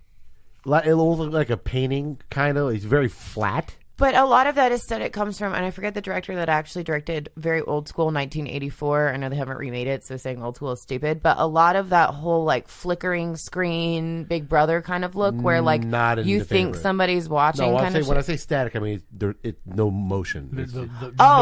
You mean like still? It's a still shot. Oh, it's a still shot, not. And the way he pans around. Remember, 90s child. I think static. I think it's context. It's like when you hear Sinners and Guards, you're like, oh, are you talking about big fat guys? Or are you talking about tall athletic guys? It's like, are we talking football or basketball? So like, no, just the way it's very just. I don't know. Just you have to watch a movie. It threw me off the first time. 4 more minutes to wrap up this segment, and then I got to bounce because I want to leave you guys on horror segment section. That's fine. But and then bounce. The more I've actually watched, I saw a movie. I watched it one more time, and I was like, I kind of like it. And you said it's on Netflix. Tony Todd is going to be in the Candyman remake. Is Favorite on Netflix? I don't know because I don't watch it. I don't watch anything on Netflix that isn't a Marvel television series of Mindhunter. It's the most ridiculous thing ever. When Jared, you'll know this. I was actually thinking about this the other day. When does Mindhunter 2 come out? August. Sweet. Also, actually, just switch movies. Is it still David Fincher? They have to. They have to. He and Charlize Theron are the producers behind it. Charlize Theron? Oh yeah, no, she's been big into production. She was the one who pitched that, and it went to a couple of other people, which frightened me because Scott Buck was one of them. And then it got to David Fincher, and after he did House of Cards, he was like, "Oh, television's a thing." He likes television. He seems to really like television. Now he does because he realized all the stuff that he can do with it. That he hasn't directed a movie in a while. What's the and this is the other one I need to watch on Netflix. What's the clown one? Not the one about on Netflix? John Wayne Gacy. It's like Chuckles, not Chuckles. It's the one with the black and white creepy. You have clown. a phone. Fucking Christ, you're right. Okay. And access to the greatest search. Yeah, right. I have access. I can go down a Wikipedia hole and just be gone for hours. No, but after I watched the first final edition, I didn't fly in a plane for 10 years. I literally won't keep. I'm so scarred by that movie that every time I drive on the highway behind anything that has wood on it, I am immediately like left lane. 2 or 3. Speaking of con, by the way, 1, 2, and 3. Once upon a time, I won't get in a tanning bed either because of it. Once upon a time in Hollywood, actually got I think 8-minute standing ovation. Not surprised at all. It will not be popular in theaters. It will be very popular in the United States. I think it's gonna make over 100 million. I'm actually. The more I look at my list, I'm starting to be like, I saw you post this. on this, and I just started laughing. It's like, what's the highest grossing Tarantino movie ever? Inglourious Bastards. And what was that? Like 110? Domestic or I thought worldwide? Hateful Eight. Domestic. No, I thought it was either Kill Bill or Hateful Eight. Neither. Which one was it? People don't dig his movies. Cinephiles and people on social media. The Terrifier. That's the movie I need to watch. The Terrifier. See that one with the regular black and white. Oh, that's kind of weird. Yeah, no, it's apparently actually very different. It came out. Django made 425. That clown one that I'm Domestic showing you. Came out at Christmas. Which one was it? No, Django made 425. Inglourious made 321. Pulp Fiction made 213. Back then, that was a lot of money. Yeah, no, Pulp Fiction. Pulp Fiction is probably one of my favorite movies in general of all times because of the different storylines. But it's not overly done split storylines. They come together very quickly, and you piece it together before the characters even piece it together. Kind of shit. It's you jump into the middle. Like I literally have Django, say what again, motherfucker sticker. Django and Inglourious made Django made 162 million domestic, and Inglourious made 120 domestic. So yeah, I think it'd be safe to say that I think of 75. in between that range. 75 will be a high end for that. No, All right, gentlemen. I it's a summer have movie, to people sign wanna off. see it. I have to sign off. Thank you for coming by. Yeah. Of course. Just I swinging always by for love a talking second. horror. And fuck you. I'm going to, like, Say hello to your professional meat handler. I will say hello to my professional, exclusive, private meat handler. Tell him to give us some material. No, fuck you. No, we need material. Tell him to like. Should I bring him on the show? So Absolutely he has not. more. Like you think he can I sit have dead baby jokes and a potty mouth? This man, He can sit in the non-televised seat if he feels. the non-televised. That's- No, I don't want him on. But I want material. I want him to like. Oh no, he's actually really hilarious. He would be really good in this. But yeah, so I'm gonna sign off for your lavender haired potty mouth with all the fucking tattoos and all the fucking horror nerd knowledge, and I will leave you in the great hands of Jer and John over here. Oh my god! Whoa! I told you coffee's not a thing today. Holy That Nos did shit zero balls. things. I know. You call me Josh. I know. Ew. Ew. It doesn't help the fact that we have like 8 Joshes on here. No, and then Everybody's a J. and then you also both Everyone's- fucking drink vodka sodas when you're shit faced, and do shots of tequila when you're shit faced. Like you, I'm sorry, I do shots of I tequila remember sober. people by what their drink order is. That's how drink I. tequila. Hold on. First off, I drink tequila sober. Thank you very much. Not just Casamigos shit-faced. Blanco, not Reposado or Anejo. I like Anejos. All right, bye guys. I'll see you later. Bye. No. Once Upon a Time is going to make about 150. I mean, given the fact that you have.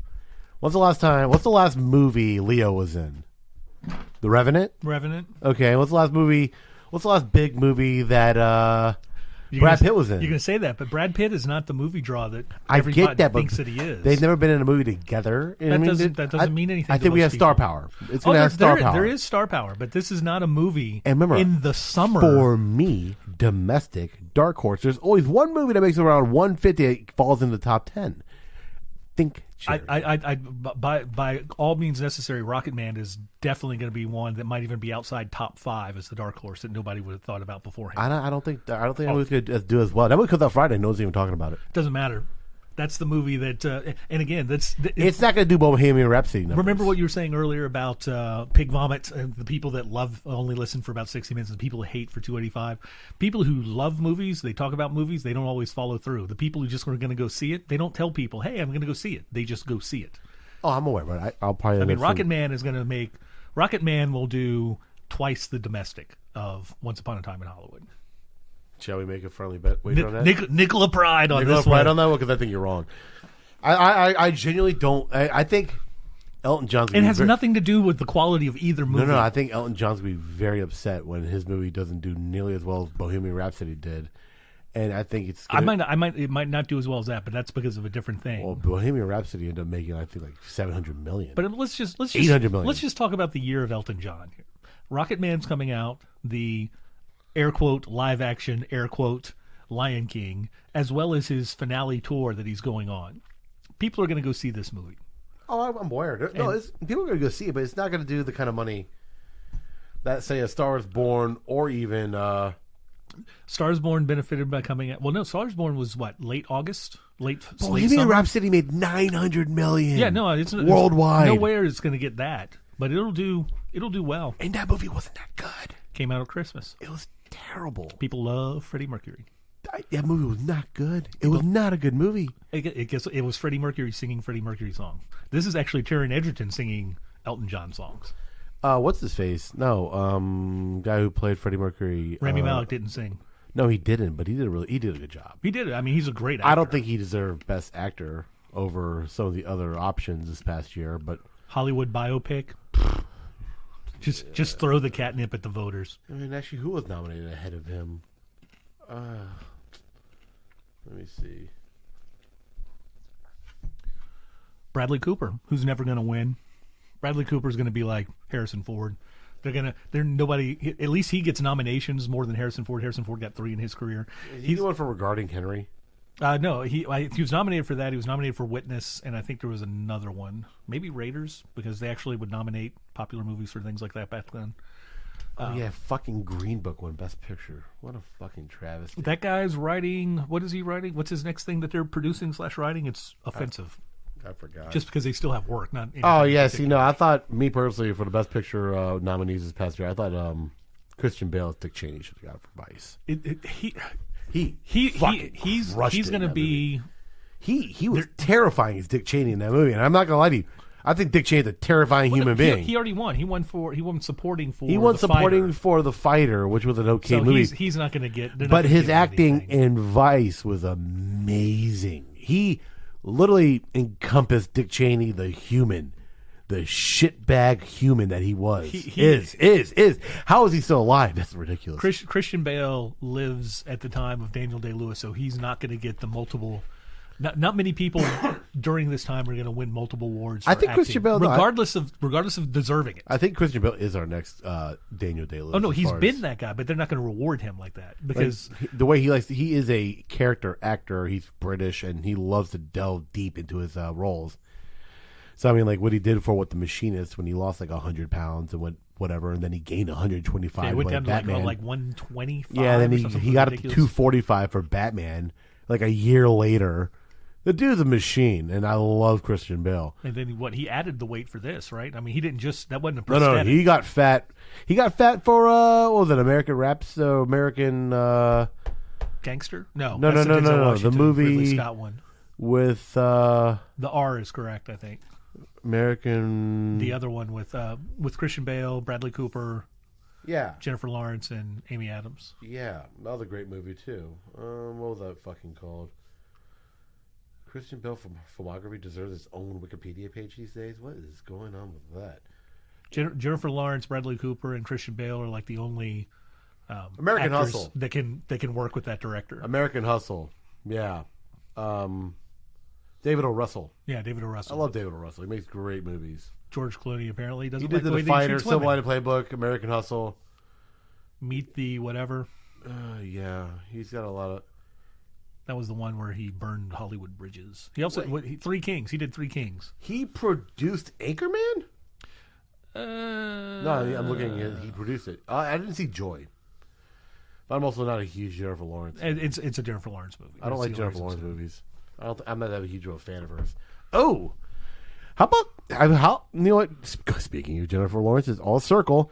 Have you seen how they've completely shifted the marketing for Dark Phoenix? Well, I mean, you've read that. I don't know that I've recognized any shift because I haven't really paid attention to any yet. I have. But did you see that they said they had to reshoot the entire ending because it was similar to another superhero movie? The one that took place in space. Well, that's both.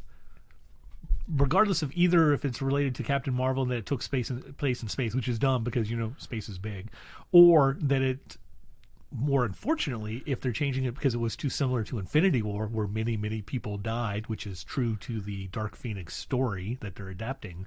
That's exactly what it was. It's Infinity War. Which it should be. It should be Infinity War. Everyone should. Here's the thing is, which is so disappointing. What better way to end that entire run of movies with a cliffhanger? Because that's what that series of movies deserves after what happened with Kill everybody. After what happened with what was it? Apocalypse. Kill everybody. How they ruin Apocalypse. Which is so unfortunate because Oscar Isaac is such a good actor. I love Oscar Isaac. But the look, the design of it was just horrible. It was just terrible. And I mean, Oscar Isaac, great actor. Loved him in Ex Machina. Appeared on Law and Order: Criminal Intent. Wait, what? He was on an episode of Law and Order: Criminal Intent. I don't watch those procedurals. It doesn't matter. I don't care. I'm just saying. letting people know that the depth of my ridiculous nature of watching certain television shows over and over and over again. Law and Order: Criminal Intent being one. I of know. them. I think he was in Drive. He was the abusive boyfriend. Ex Machina, and then He was the one who he was in beating on Carey Annihilation. Mulligan. Annihilation was really good. He was himself and the alien. Oh, really? Oh, he plays Gomez in that Addams Family 3D remake. That looks terrible. I saw a trailer for that. The fact that his voice is it is all. It's unfortunate because is it Eva Green is the voice of Morticia in that, which is Yeah, I fine. But think it's like so. just go ahead and have Christina Ricci be the voice of Morticia. Just go ahead and have that happen. He should have came full circle. That would have been great. No, he was really good at Annihilation. Especially Sarah Miller. A Most Violent Year is what he was really good in. That He was played the mob boss. Yes, where he was making the loans in order With to Jessica go- Chastain? Go legitimate. Yeah, I like that movie a lot. He crushes in that. But Also the Folktale movie with the Coen brothers. Folk song movie. where he kind of plays the. He plays the player, the guitar player. Whatever. Yeah. He was nominated for. I think he was nominated for Best Actor for that. I don't think he was. Inside Llewyn Davis? Yes, Inside Llewyn Davis. I found that without even having to look at my phone. Huh. Nice. He was in Sucker Punch? Yes, he was the abusive orderly. Of course. Who was raping the women. He was an Ex Machina. I loved him in that. But also really... Domhnall Gleeson's awesome. Domhnall Gleeson So is May Alicia 12. Vikander. Domhnall Gleeson's a May 12. That was, of course, their second of soon-to-be 4 movies that they worked together with. Even I'm not really sure how I feel about... I don't know how I like how they changed General Hux in Last Jedi to make more of like... It almost felt like slapsticky. They did that. And I didn't really like that. They like made him really overly British. Because I always understood like they... More of a fop? Yeah. Like, is there any other word to describe a slapsticky British villain yeah, character but than fop? he was so fucking awesome in He Force is- Awakens when he gives that speech before they give off the He's full Star on Killer fascist. base. He's full on fascist at that. He was great as a fascist. Then they turned him into like a fucking... He went from being a fascist to a slapstick British dude in a matter of one film. That's the one thing I didn't like that Rian Johnson did with that character in that movie. That was one... I think that was my biggest issue, actually, with The Last Jedi, is what they did to his character. Because he went full on, like, yeah, he was an actual, like, fascist... Well, you German. see the jealousy and competitiveness of two people competing for the favor of the person in charge. Well, I mean, you see that scene after he discovers that Snoke had been killed. Yes. And he's looking at The unconscious Kylo Ren. Kylo Ren. He's like, I'm gonna pick up this blaster and just end this fool right here. And it's like, but maybe I'll get caught, and then it wouldn't be worth it. Yeah, he's so sneaky and slithery and playing that type of villain now. I think Force Awakens Hux would have done it. This Hux, the new one that they created for this movie, was not going to do it. So, anyways, Taking the venom out of that. Yeah. It's not as good, but Galaxy's Edge officially opened last night. Did it really? They had George Lucas, with Lando and Billy D. Williams, Billy D. and Mark Hamill, and even Harrison Ford came out. wait, Harrison Ford showed up. Yes. Holy How shit. much money did they pay him? But then I realized there's probably a reason why. So they have the Millennium Falcon that like doesn't quite start. It's like, does anybody can help us get this? And they pull out, and then it's like fastest hunk and junk of the galaxy. And then Harrison Ford walks in, and everybody literally loses their minds because they're like, there's no way he's going to show up. And right before he bangs on it, giving it the percussive maintenance, he turns to where he knows where the camera is and says, "This one's for you, Peter," and bangs on it for Peter Mayhew, who played Chewbacca since Star Wars. And so then it's like, nope, that's the reason. That's the reason he showed up, was so he could give a public acknowledgement to Peter Mayhew and the friendship and working relationship they had over the time period. I loved all the photos of Peter Mayhew that had been coming out with him and Leia and everyone. Well, not Leia, but Carrie Fisher. Carrie Fisher. Yeah, he was a huge dude. He was supposed to 7'2". He was supposed to.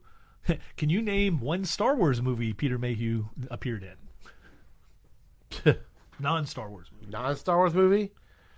For some reason, I feel like it's a really easy answer. Actually, no, I'm confusing him and David Prowse. David Prowse, who plays Darth Vader, the height of him, he was the orderly in A Clockwork Orange that was carrying the rich guy around at the end. Wait, no, the guy that played Vader, who did he help? He helped. I just recently read the article. He helped someone because he was a bodybuilder. The guy who actually played Vader, like actually played David Vader. Prowse. Yeah, he was a bodybuilder, and he helped. He helped fucking oh my god, Star Wars or no Superman. Christopher Reeve. He helped Christopher Reeve put on like 40 pounds to play Superman back in 1970. I think that's yes. 77 or something like that. 77. And I was reading a whole 76. I think it was 76. because I was reading a whole. I watched a whole. There was like I was talking about last week. There was a whole series called "What the Fuck Happened to X Movie" or whatever. And I was watching "What the Fuck Happened to Superman 2" because everything that was going on with Donner and everything. When the whole story behind that was like the guy who bought the rights to Superman. The two guys were from like somewhere in Europe, but they were known for making B movies. That was Superman 3. No, Superman 2. No, for Superman 1 and 2. What had happened during the production of that movie? The guys who bought the rights to Superman were two dudes from Europe. They owned the rights all the way through. No. Yes. The Israeli brothers behind Canon Films released Superman 4, which was the Nuclear Man, because it's actually a Canon Films release. They bought the distribution rights. There was a disagreement. I think because of budget overruns to why they got rid of Donner, and Linkletter is the one who came in to finish Superman 2. But most of that was already shot because as soon as Superman 1 finishes, Superman Returns and Superman 2 was already set up as to, instead of being like one long 3.5 to 4 hour movie, then they reshot, or they shot different scenes to build what it was going to be in the one movie and to make Superman 2. And which is why the Donner cut of Superman is actually a lot of footage between Superman 1 and 2. Well, no, they pushed Donner out and got brought in a different guy. Yeah, Linkletter, I think. But and then then Superman 3 went straight comedy because the people running it wanted to go more Richard Pryor. And the opening scene is a very extended and impressive shot for a slapstick payoff of all these different physical gags that entirely doesn't fit within a Superman movie. Oh, no. But I mean, I don't know. We're probably not even going to end up getting Man of Steel 2 at this point anymore, so who knows? Tom King has been announced as the co-writer for the New Gods movie that Ava DuVernay is directing. And Tom King is the current writer of Batman and also wrote the Mr. Miracle series and the Vision series that Eric, who just walked in, loves. Hello. What up? And is a fantastic story about the Vision creating other synthetic family members and trying to live a domestic life. What, Vision? Yes. That kind of what I think they might be trying to do with WandaVision. Which is possibly which would be good because Tom King's writing and investigation into that side of thing is really good. And he was an Eisner Award winner for the Vision series, and I think he was nominated if didn't win for the Mr. Miracle series he wrote. But he's a very interesting guy because he worked for the CIA, and his first comic book he wrote had to be sent to the CIA for clearance because he wasn't a analyst, he was a operative. Oh, really? Yes. Huh. So he had protection for a while, and he can't go certain places. What I really want for Disney Plus with them to be is to do a Hawkeye Matt Fraction Hawkeye for Disney Plus, but they would never do that because they've already established that Clint Barton is a family man. You can't have him living in New York in an apartment and just being some schlub. That would have been a great show, though. That would be Eastern European tracksuit wearing gangsters. Yes, that would have been great for Disney Plus. I love Matt Fraction's Hawkeye. Like, love it. Like, I thought it was great. But, they're never going to do that now. That sucks. No pizza dog for people out there. No, and that would have been great. Damn it. I want that to happen. But Galaxy's Edge opened. It was ridiculously impressive. They also have the announcements that if you stay at some of the Disney resort hotels, you can get in between 6 a.m. and 9 a.m. before the park opens to avoid some of the crowds for some of the people who are trying to get, because of trying to go anywhere, and they're apparently going to enforce 4-hour time limits for being in Galaxy's Edge so they can get more people in and out of that. And that's what the Stormtroopers are going to do. They'll enforce the 4 hours. Shut up. Really? Yes. How much fun would it be to be a character actor and be a stormtrooper and get to you got to get out. You're the people we're looking for. You are the people we're looking for. You got to get the fuck out. You got to get out. Damn it. You know what? I was just talking about how I don't want to go back to Orlando because there's some other things I would rather do, like travel the world, kind of.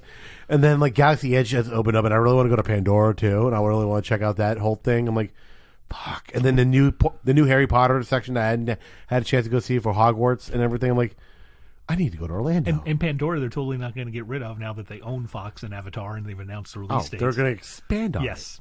They're going to expand on it 100%. They already finished filming. I think they've already finished filming the first 3 movies, actually. Well, definitely the second. They're into the third one, which is why we never see Zoe Saldana anywhere. Yeah, that poor woman.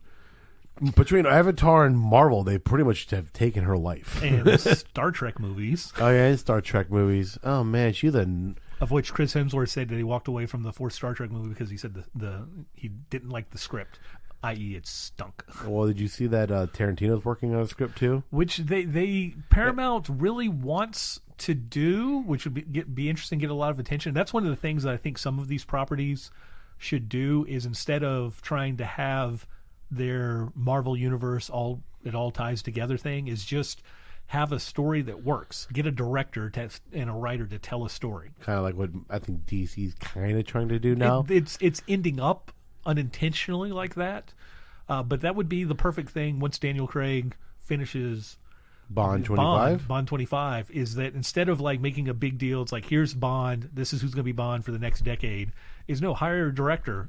Have directors give a pitch. Hey, I want to direct a James Bond movie. This is my pitch. This is who the actor's going to be. This is what it is. As opposed to having someone be a contract for 5 films? Or whatever, and to tell the story. I want a female Bond, and I also want Idris Elba to be Bond. Because I want to establish the fact that Bond is actually not really... Which is what many people person, believe. And I think that's what it is. Name. It's a code name. So, I want it to be a code name. So that means I want Idris Elba to play him because I think he'd be amazing as Bond. Well, I think you get... Even though he's just now signed... He's going to be in the new Hobbs movie, and he looks amazing in that movie. Black Superman. And he's still doing Luther. He's still doing his version of Sherlock Holmes. I've never seen Luther. Is it good? It's ridiculously amazing, apparently. I have missed the first... But all the seasons, I think, are They're on available Netflix. Yeah. I've never seen Luther, and I've never seen Sherlock either. Sherlock is... With Cumberbatch. Fantastic. It's outside of David Fincher. It shows thinking better than almost anything else. Really? Yes, and they make use. They make the fact that cell phones and texting exist a vital part to the way that he solves things, rather than the shortcut to how things get solved. But I think that's one of the things is that a lot of the directors for Bond movies end up doing like 1 or 2, or they come back. The Campbell directed GoldenEye, the first Pierce Brosnan one, and he came back and directed Casino Royale. Is that you get... It's kind of crazy how different in tone those two movies are. Even though GoldenEye was actually a little more serious until as far as like a reboot goes, and they kind of like shifted into more a lot straight Roger Moore. Straight Roger Moore. In the next The World Is Not Enough, and also Tomorrow Never Dies. Tomorrow Never Dies. The World Is Not Enough, and then the Die Another Day, which is the fourth one. And they all got campier. They got campier worse and worse. Campier. See, Carl, he loves the campy James Bonds. And I'm like, I can't stand those movies. Like, is that because of VJ Armitage and Octopussy? See, I really liked Timothy Dalton.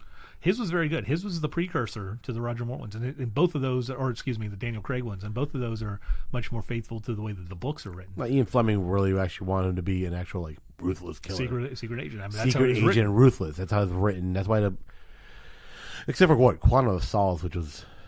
It was based. Well, but the title Solace was taken from a short story, but also Quantum of Solace was also, I think, wasn't that made right after the writer's strike or right before the writer's strike? It was around that time, around the same time. So like the movie was actually poorly executed and poorly written. I get a lot of that, and I understand why, but it fits very well because it's one of the few Bond movies that takes place immediately after the previous one. And it fits well with where he was emotionally, that it is kind of messy and sloppy, and there are some mistakes and some things, but it's like... And then Skyfall, I always thought Skyfall was basically the Dark Knight with fucking...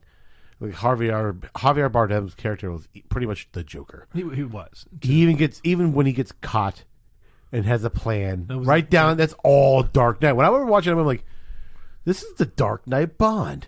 Like, they literally ripped off that entire movie and even sequences from the Dark Knight, but whatever. I love the Dark Knight trilogy. I like Nolan and what he did, but I really blame that trilogy for the trajectory of a lot of comic books taking a path that they didn't need to take. Well, that's because they took the wrong lesson. They took the wrong lesson. They said it's like, it's got to be dark. I said, no, it needs to match the source material. Batman needs to be dark, but Superman does it not need to be dark. So when Man of Steel and all those movies came out, it was just all a complete mess. So, But Marvel did the right thing and didn't do that. Marvel knew and understood the characters. But I liked Spectre a lot more than a lot of other people, and I think mostly because it gave James Bond the ending that he'd never get otherwise, which is a perfect jumping out point for Daniel Craig. But the producers were panicking. It's like, we're going to do this. We need to have him to make the money. And this, like, no. Didn't they throw I think $75 million at him to be in 25? They kept throwing so much money. And I think Daniel Craig said, I'd rather fucking eat glass and slit my wrist than play Bond again. And they're like, so we're basically gonna get what I call the Bruce Willis effect of a person who just doesn't care and is trying to get a check. And Bond 25 is where I end up being awful. It's Harrison Ford. Every movie of his from Clear and Present Danger until Cowboys and Aliens, except for What Lies Beneath, where he just is like, I don't care, I'm just showing up. Yeah, that's what I'm saying. It's in between that 15 to 18 year period. Harrison Ford didn't care. And you could easily tell, except for What Lies Beneath. He was like, I kind of like this idea. Did you see Brightburn? Or you had no intention? I may watch that eventually. I mean, I've got the A+, so I'll probably go at some point during the week. Oh, you got the AMC A+? Yeah, I saw Aladdin. I like that. What do you think of Aladdin? It was a lot better than I thought it would be. And the guys that they got for Jafar and Aladdin weren't good, though. I'm not... The chick that played Jasmine crushed it, and surprisingly, actually, it's not even surprising. I don't know. The only reason why people were actually bitching about Will Smith was because of the CGI. I still didn't really like it. I didn't like the way they designed him. It just didn't make sense. They made him way more jacked than he needed to be. Well, I think that's kind of what he looks like now, though.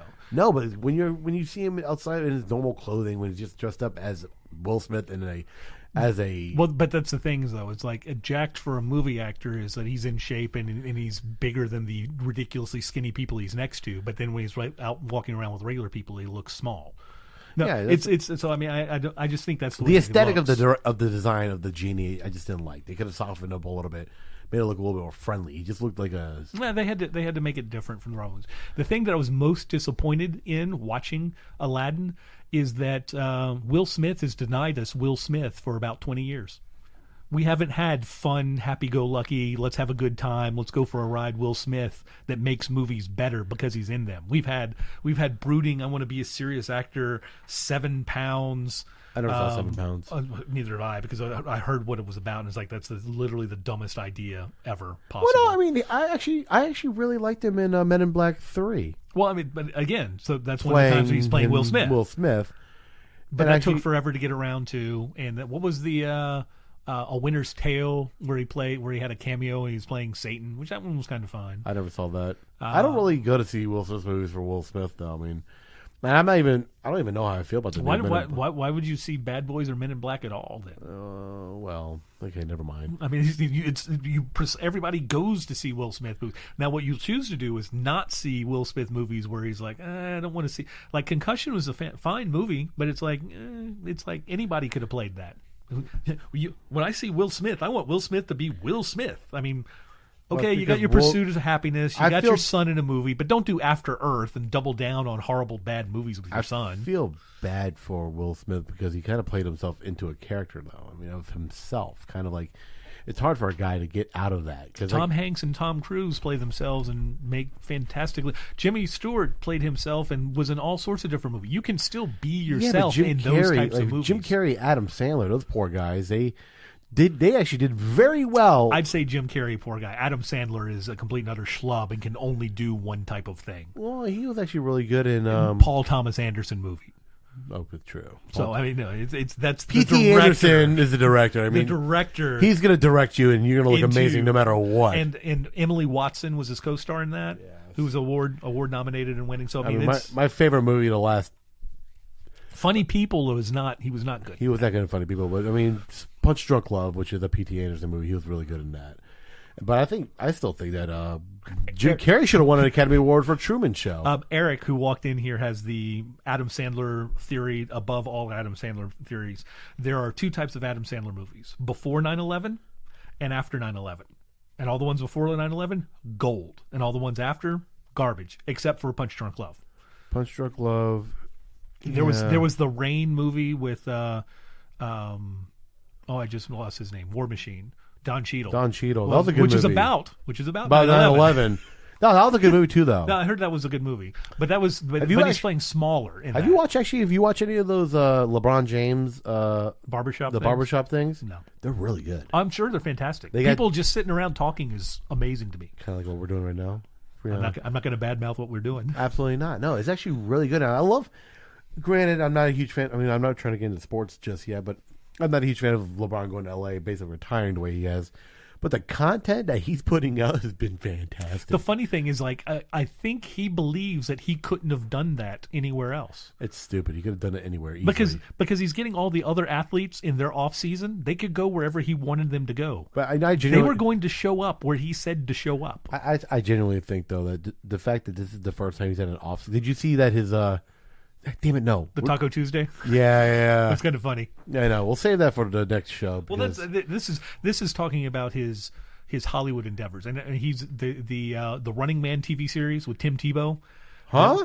Did you not? There was a Is it the chase, the catch, the mile, some ridiculous name, to where you're supposed to, you have a starting point and there's a group of you and you have to be able to run however long or for a certain amount of time or a certain distance without getting caught by professional chasers. So it's effectively the Running Man. That's actually awesome. And the Tim Tebow's the host.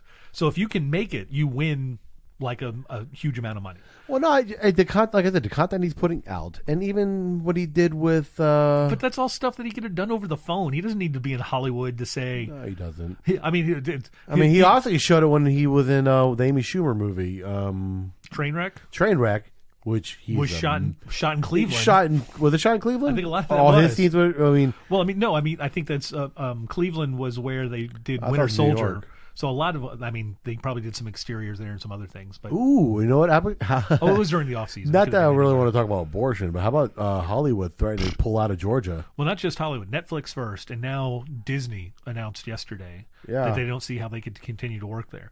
All of the Marvel movies since Iron Man 3 have been filmed in Atlanta. The bulk of that has been shot there. And before that, had we not passed HP2, they would have been filmed here. The contract was set up to be in North Carolina. Yeah, originally. Not HP2 had Pat McCrory not sold our state out to Georgia with the incentives, and the Chick-fil-A family donating a tremendous amount of money to his campaign to run for governor to not renew the movie incentives. Movie incentives for North Carolina. Swamp Thing was shot in Wilmington, North Carolina. Was it? Yes. Did you actually? You were in that industry. Did that affect you at all? Yes. A lot. Yes. Like a lot. Like one year, it probably affected over $20,000 worth of money. But I'm not just talking about HB2. I'm talking about the whole Hollywood and stuff. Oh no, because it's a cascade of all of the things that occur. Yeah. Because the people that do certain things would be called into that, and then other people would come up and then fill in the slots behind. Because I had a lot of buddies that were getting into film and production and all that stuff. Have they moved to Atlanta? They did move to Atlanta. Which is then they were all living here in Charlotte. I was friends with them. And I'm like, they were my nerd guys I always hung out with and talked to about this shit. I found you. Homeland. But, no. I was like, such a discarded way. I found you. No. I don't mean that at all. But I'm just saying, like, it's kind of funny. Like, all the guys I know used to like geek out with and nerd out with and all that stuff. They all moved to Atlanta. The first 3 seasons of Homeland were shot here. The first Hunger Games movie was shot here. Iron Man 3 was shot here. Banshee was shot here. Iron Man 3 was shot in Wilmington. And Marvel had just signed a contract for about 4 or 5 more movies, which have eventually been Ant-Man, probably some of the interiors for Captain America and Civil War, and everything else going forward where they did not need to be on a location. And eventually that would have expanded out beyond Wilmington and probably to studios around Charlotte because they would have needed more city and mountain and everything, and that would be a lot closer to do that. Winter Soldier would have, instead of being in Cleveland, probably would have been in Charlotte. Yes. Because it would have been like on parts of 485 that hadn't been finished or somewhere around there. Fucking awesome would have been to be an extra in fucking Winter Soldier. I'm so angry about this. Well, I mean, and then Black Panther shot in Atlanta. Both of the Ant-Man movies. As I'm getting older and getting a better beard, I could have been an extra in anything. And then, but then the other 3 Hunger Game movies moved to Georgia. Mm-hmm. Homeland moved first to Morocco, but then when it came back, it didn't come back to North Carolina. It went somewhere else. Banshee basically canceled because of that. Well, Baby Driver, Outcast was in South Carolina in Chester, but that was canceled after 2 seasons. But that would have been in North Carolina. Edgar Wright filmed Baby Driver. In Atlanta. That probably would have been in Charlotte. Could have been in Charlotte. Easily could have been in Charlotte. That movie feels or in North Carolina. Or wherever. It would have been in Charlotte. I really like Baby Driver. That was a good movie. Talk about. So this was terrifically interesting. Music was so important to the way that the movie was cut that they would take their scenes as they shot them on location, and the editor was there with the dailies immediately and started editing to the music, and they'd find out if they had to reshoot or what they had to do to correct the beats. So they were more or less editing. They were doing the rough edit in real time as they went through to make sure everything matched. It's amazing. Granted, I liked what the precision needed on that. Granted, I like what Peyton Reed did with the last 2 Ant-Man movies, which are actually pretty good movies. I still kind of wish. UNC Chapel Hill grad. Is he really? I had no idea. I would really like to see what Edgar Wright would have done with Ant-Man.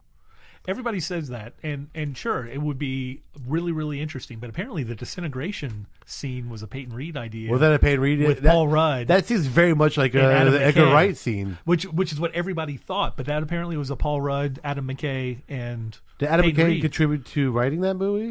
Adam McKay, because Judd Apatow is the one who doesn't actually direct funny comedies, but Adam McKay does direct funny comedies. Yeah, but then again, Adam McKay and Paul Rudd. Adam McKay's the guy who went on to go direct a bunch of fucking serious. Because he's talented. He's gone on to direct a bunch of serious political drama movies. Yeah, Shortcuts and the Cheney The Big movie. Short and Vice. The Big Short and Vice. And now him and Will Ferrell are parting ways. Yeah, Dirty Sanchez is breaking up because of the progression of McKay's career and Ferrell's career. They want to do different things now. But Adam McKay and Paul Rudd took the original script of Edgar Wright and his writing partner, and then did a rewrite on it, and they came the disintegration idea was their favorite scene in the fucking and that's movie. their idea. That's great. I'm gonna disintegrate you. Playing Disintegration by The Cure. And then the music kicks in. And it's an amazing scene. It's a great scene. Granted, I mean that villain was very just. Well, and this is one of the things that people say, and you're headed toward that, is that they said one of the Marvel villain problems is that they're basically fighting the evil version of yourself, and said, well, that makes perfect sense because especially with the first films, it makes sense. In nature, and particularly in these instances, especially with Iron Man and Ant-Man and Thor. Is that in particular in those situations the villain wanted what the hero had and they were trailing behind them, so they would see what they would have and they would only think to try and replace them with the same type of things that they had. Yeah. And as I'm trying to hold back a burp and don't want to do this in the microphone, Obadiah Stane is that they also in nature two things can't occupy the same place, so that's what they're doing. Is that's where the friction comes, is that it's two different versions of the same thing fighting to occupy the same state. That's where the conflict occurs. The conflict, they were poorly written, and I think same thing with Captain America. I mean, just look at Killmonger. Killmonger is basically the same thing. Well, not all. I mean, Loki wasn't poorly developed. I mean, Yellow Jacket, but he's just a straight business villain with a one-off. Same thing with Killmonger as well. No, not with Killmonger. Killmonger was much more well developed. Well, no, that's what I mean. He's well developed, and also the director behind that movie could possibly be. Oh, he's going to be an Oscar winner. Fruitvale Station was really good, and then also with Michael B. Jordan. The first Creed movie was definitely also better than Michael the first B. Jordan. one. He loves working with Michael B. Jordan. Supposedly, somehow I think they're saying for Black Panther 2 they're going to have. There's rumors that Michael B. Jordan may be returning. Yeah, Michael B. Jordan, and also they're bringing in Childish Gambino, fucking Donald Glover. Even though Donald Glover was in Spider-Man, who plays potentially Miles Morales. Aaron. He's playing Prowler. Well, he's playing that character. The character that would be Prowler. And he references his nephew. His nephew could very well be Miles. But there's been actors that have played multiple characters. Alfre Woodard has played two different characters in the Marvel Universe. Yeah, she... No, who's the other actress? She was the villain in the first season of Luke Cage. Yeah, she was the mom of the killed in army person from Sokovia. Sokovia, yeah. Civil War. I thought they were playing the same character initially. I'm like, that would have been interesting. That would have been great. I thought that was, when I first saw, I'm like, oh, they're finally connecting it. It could have worked because she's more so because she was a person of power who was she played like a city council or some type of. Yeah, she was a councilman. Council member in New York, which is alderman. No, that's something Chicago. So she could have been like, "Yo, dude, you had my boy killed," and she was still playing a sympathetic character and establishing her being a sympathetic character in Luke Cage. Cloak and Dagger's referencing that. They've I haven't watched any Cloak and Dagger. So good. Is it really that good? It is terrific. I haven't watched any of that. I haven't watched any of the Runaways. The Runaways I still haven't seen. I've got to watch that. But Cloak and Dagger, the friendly cop in New Orleans and the crooked cop city. Was from New York, and she was a former partner of Misty Knight. They actually connected all? Yeah. And then apparently there's I haven't caught up yet to it in season 2, but there's a much more overt Luke Cage reference or one of the other characters in that as well. But again, those are Marvel television series, not Marvel Studios series. So it's easier for them to connect each other. Stupid though how they actually did that, but we're not going to get into the politics of it all. It's not stupid for us as fans because it gave us everything that we saw in movies and the Disney Plus series. Because the only two options were none of that or this current situation. Yeah. The benefit is in the future they will be merged back together. I never watched. It's just a ticking clock. I never watched. I never finished watching the last Punisher season. It just didn't really catch my interest. Jessica Jones is debuting June 14th, which will be the last of the. Well, no, Punisher season 2 has that come out? Punisher has already come out. Okay, so I got Jessica Jones will be the last yes, one. I got bogged down in Luke Cage season 2. I've got to watch that. Then Iron Fist season 2, which I heard was fantastic, and I even know what happens at the end. And I'm really disappointed that it's not going to be season 3. Iron Fist season 2. Iron Fist season 2 is really good. And I heard what happens at the end of that, and it's like, oh, I'm so bummed now that that's not going to continue. Yeah, no, Then Daredevil season 3, and then Punisher season 2, and now Jessica Jones. Finn, the guy who plays Finn Jones, the guy who plays Iron Fist. The Knight of Flowers. They definitely made him way better in. Oh, speaking of Knight of Flowers, the Knight of because Scott Buck was not involved in Iron Fist season 2. I decided to start rewatching Thrones. No, I saw that you were on. I'm trying to figure out because looking at the first, obviously the pilot is different because they reshot it before they got the approval on that. But there's at some point, and I think it's between season 3 and 4, the tonal shift. Well, not the tonal shift, the visual shift. It looks like it goes. I don't think that they actually filmed the first 3 seasons, but there's a video difference. And no, there is. I'm wondering if they just went from film to digital. And that's the difference. I think what it is because I know exactly what you're talking about. There's a point I think we're on season 4. Yeah, I think it's season 4 because I'm watching it. I'm like, this looks so much different because the colors are a little more vibrant and everything. Yeah, and I don't think it's just a shading process. I think it went from film to digital because it looks completely different. From season 4 on, it looks, especially season 6, 7, and 8. Yeah, just completely different aesthetic and look and feel of the show in general. It's not even. It might have a little bit to do with budget as well, but I mean, just like. But you look at the first couple of seasons, and it's not that long ago. It's 2011, and everything was HD and whatever at the time. But it still feels and feels different. It feels older than what it is. Yeah, yeah. So I'm like, that's one of the things I first noticed when I was watching the pilot, and then also I'm like, well, it's the pilot maybe because a lot of the time the pilot's always different than the actual show itself, especially with like my personal favorite show right now, Billions. If you watch the pilot to that show and how they shift completely, like they rewrite characters after the pilot, like, you know what, we're not going to do that with that person. The pilot of Mad Men was shot in New York 3 months before the rest of the series, I think 3 or 4 months, and then the rest of it was shot in Los Angeles. So I mean there was some actual cityscape in New York that was New York. And then I'm rewatching The Closer, again, one of the procedurals that I'll watch over and over again, and Major Crimes needs to get in syndication now, is that the pilot on that was definitely shot in an entirely different way. The lighting is different. It's much more of a gritty, grimy, darker look, and the lighting changes, and it's got a little more money because they're now in a certain set that they have set up, and they can do all of this and distribute the money of the cost over the course of the season. But it is interesting to see some of those changes. The new one of the most interesting ones is the Newhart television series where Bob Newhart is the innkeeper. Is the first season was shot on video tape. So it's an entirely different look from the entire rest of the series, which is shot on film. And if you watch one of those episodes and then to the next, it's like 2 entirely different universes. And the way that the colors and the look and the feel and everything so entirely different. Oh, well, what's another show that has that problem? Kind of throws you off. Well, the pilot from The Cosby Show is in a different house than the rest of the series. Is it really? Yeah. Oh. Yeah, I'm just thinking about pilots now in different shows and how much different they shift. Now, Billions is the one that sticks out the most. That's the most recent show for me. And no one else watches that show, even though it averages 5 million viewers a week. Well, I feel like I don't know. There's 375 million people in the U.S. Yes, but for primetime cable, 5 million a week is actually a lot. Do you know 5 million a week would get a show canceled halfway through its airing? Like if it was 20 years ago. Yeah, but no, if it was on network television. Well, no, not now. Not now. 5 million people on a network show will keep you on the air for about 10 years. Well, yeah, because television is a dying. Well, it's not dying. It's just fractured. There's so many options.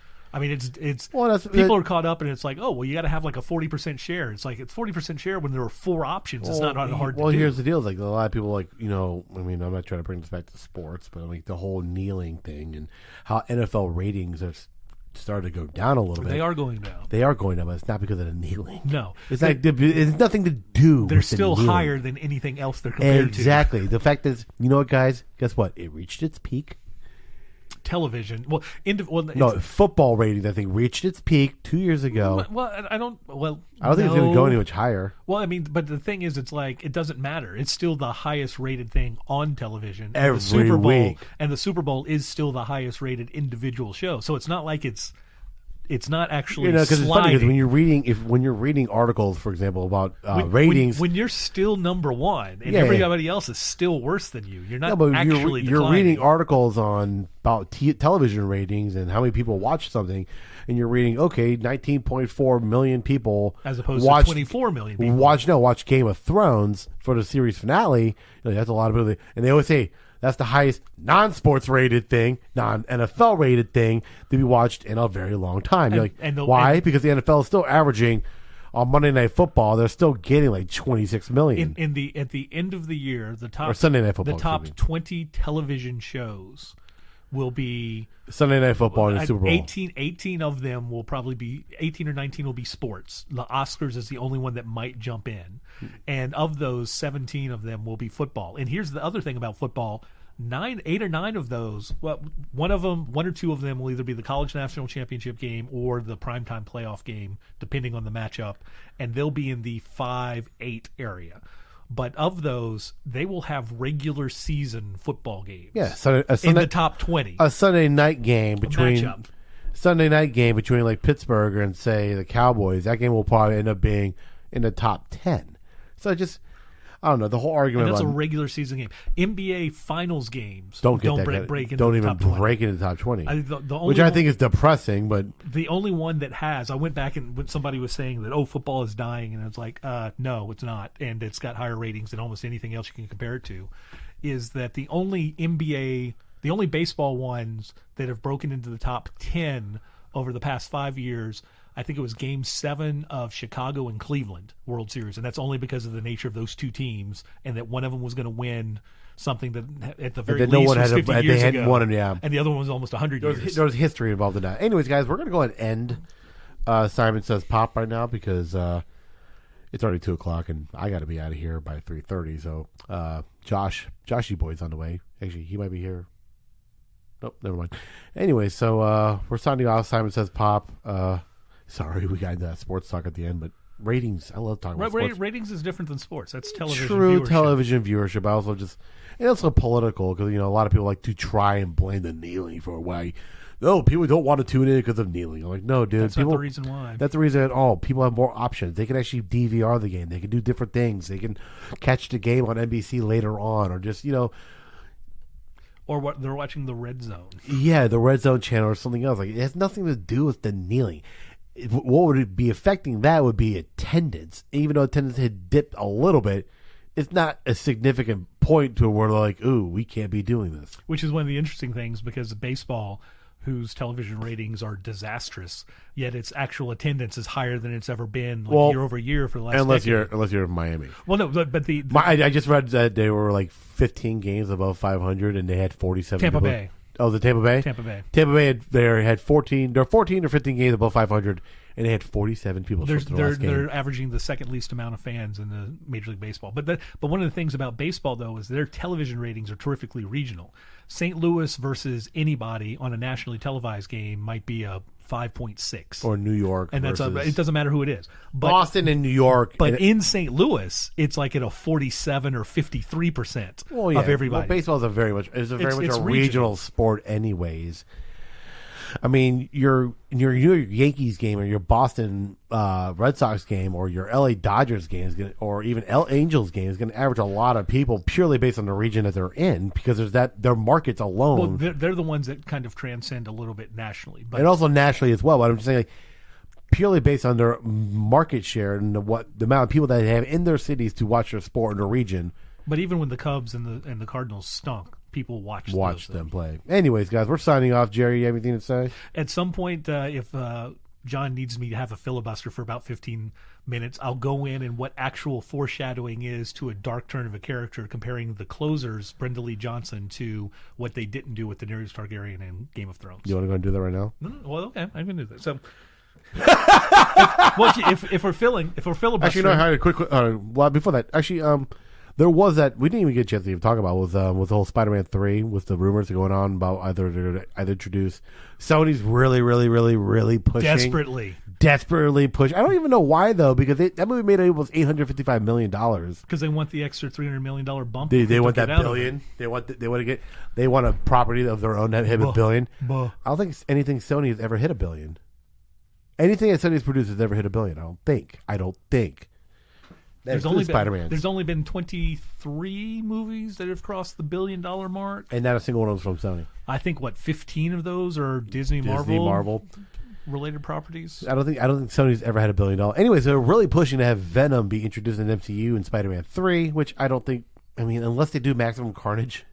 Well, but I don't. And that doesn't fit into the overall narrative of what Spider-Man is trying to do to push forward their own phase and storyline.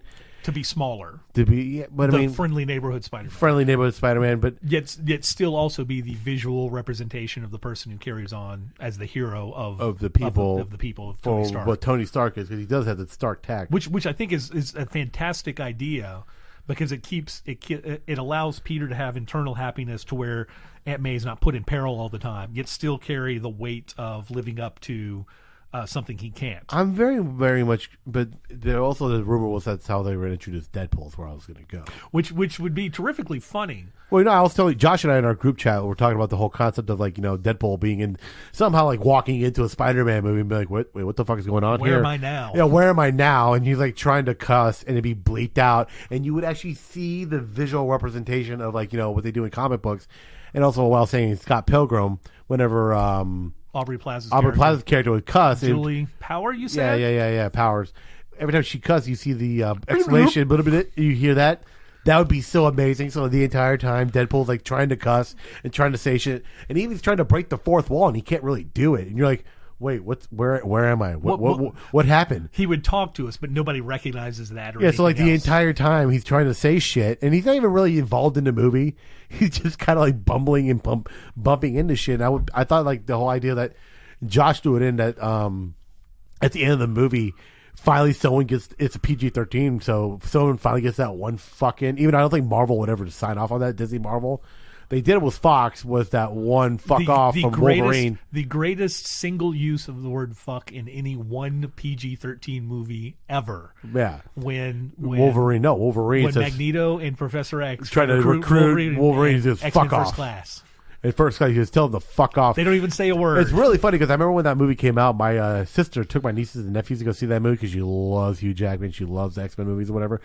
And she came back bitching about that fuck off. He goes, that was so unnecessary. I'm like, no, that's exactly what Wolverine is. That's what that character that's what it was 100% necessary. I apologize that you heard foul language. I'm so sorry.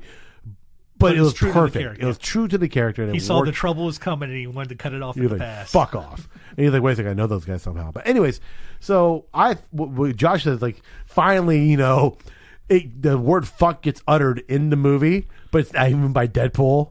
That would be even more hilarious. Yeah, so he doesn't even get a chance to actually say it. So when he finally hears it, you just hear, what the beep? And it's just kind of like what they did with the end of Spider-Man 1. Yes. It goes back to that whole, yeah. It's a circle, it's a circle. Anyways, do your filibuster right quick. So the one of the things that they kept talking about was the foreshadowing of Daenerys Targaryen's character saying that all of the people that she's killed before were showing that she could be, the mad, as I'm doing the air quotes, queen, because none of that was any indication of that, of the mental illness that they say the Targaryen family has. Because through every person that she had killed leading up to that were slave owners, abusive slave owners, the rapists, or who were the Khals who were going to kill her when she burned them alive, or the lords who she gave the opportunity to surrender and bend the knee, and they didn't. They killed them because in Westeros, if you were a lord and didn't bend the knee, then you were killed because you were obviously a threat. And they use this to be the examples of how she's going crazy, when it was completely consistent with everything that had been going on with any of the other characters. Tywin sanctioned the murder of Rhaenys and Aegon Targaryen, who were smashed and killed by the Mountain. And yep, he gets to skate through, and he was also responsible for the sacking of King's Landing, and Emery Loach and everybody else were going through all of that, and there's like, yep, no problem. He's allowed to do that and not be seen mad or crazy. No, he was seen as an excellent game player, whereas Daenerys wasn't. Now, in the television series The Closer by Kira Sedgwick, which is airing on both Start Television and Lifetime TV, which I may or may not be watching both of those sets of those episodes as they re-air. The unfortunate thing is one of them airs 15 episodes a week and the other one 14, so I'm always only 1 or 2 episodes away from watching the same episode over and over again. But in the Brenda Lee Johnson's character comes in as an interrogator with the training from the CIA, and she's brought in to shape up the department in Los Angeles because they've been corrupt. A longtime veteran police officer is kicked out because over 20 years because he was lying on the stand with perjury, and so they need to straighten out and have the law and order person and everything like this. In the first season, she finds out that a mob informant, a son of a mobster who's informing to the FBI, is responsible for the rape and murder of 2 prostitutes. And because she can't get him, because she has no proof, because the FBI is protecting him because he's a witness, then she gets the lawyer for his father's organization in, lets him know that he had been at the FBI offices, thereby tipping him off that he's an informant on his dad, and lets him get out because she can't get him for murder, and he ends up murdered and buried in a ditch and found dead.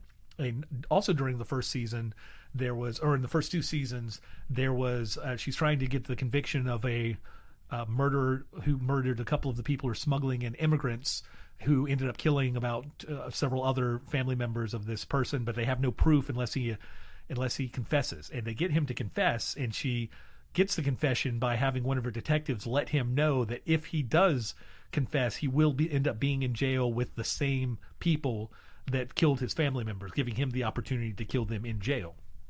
Also, there was a Mexican agent that came across the borders who was responsible for killing people, that was using 2 different names. His name is the investigator of the federal officer for Mexico, and the name that he was using to cross illegally into the United States, and arrested him under the fake name, which is the name that he had a hit out on to be killed. So he ended up being killed by the hit he was doing on. So she knew all of these things, and eventually it leads into a lawsuit when there was immunity given to a character who was responsible for killing a grandfather and his grandson in a store.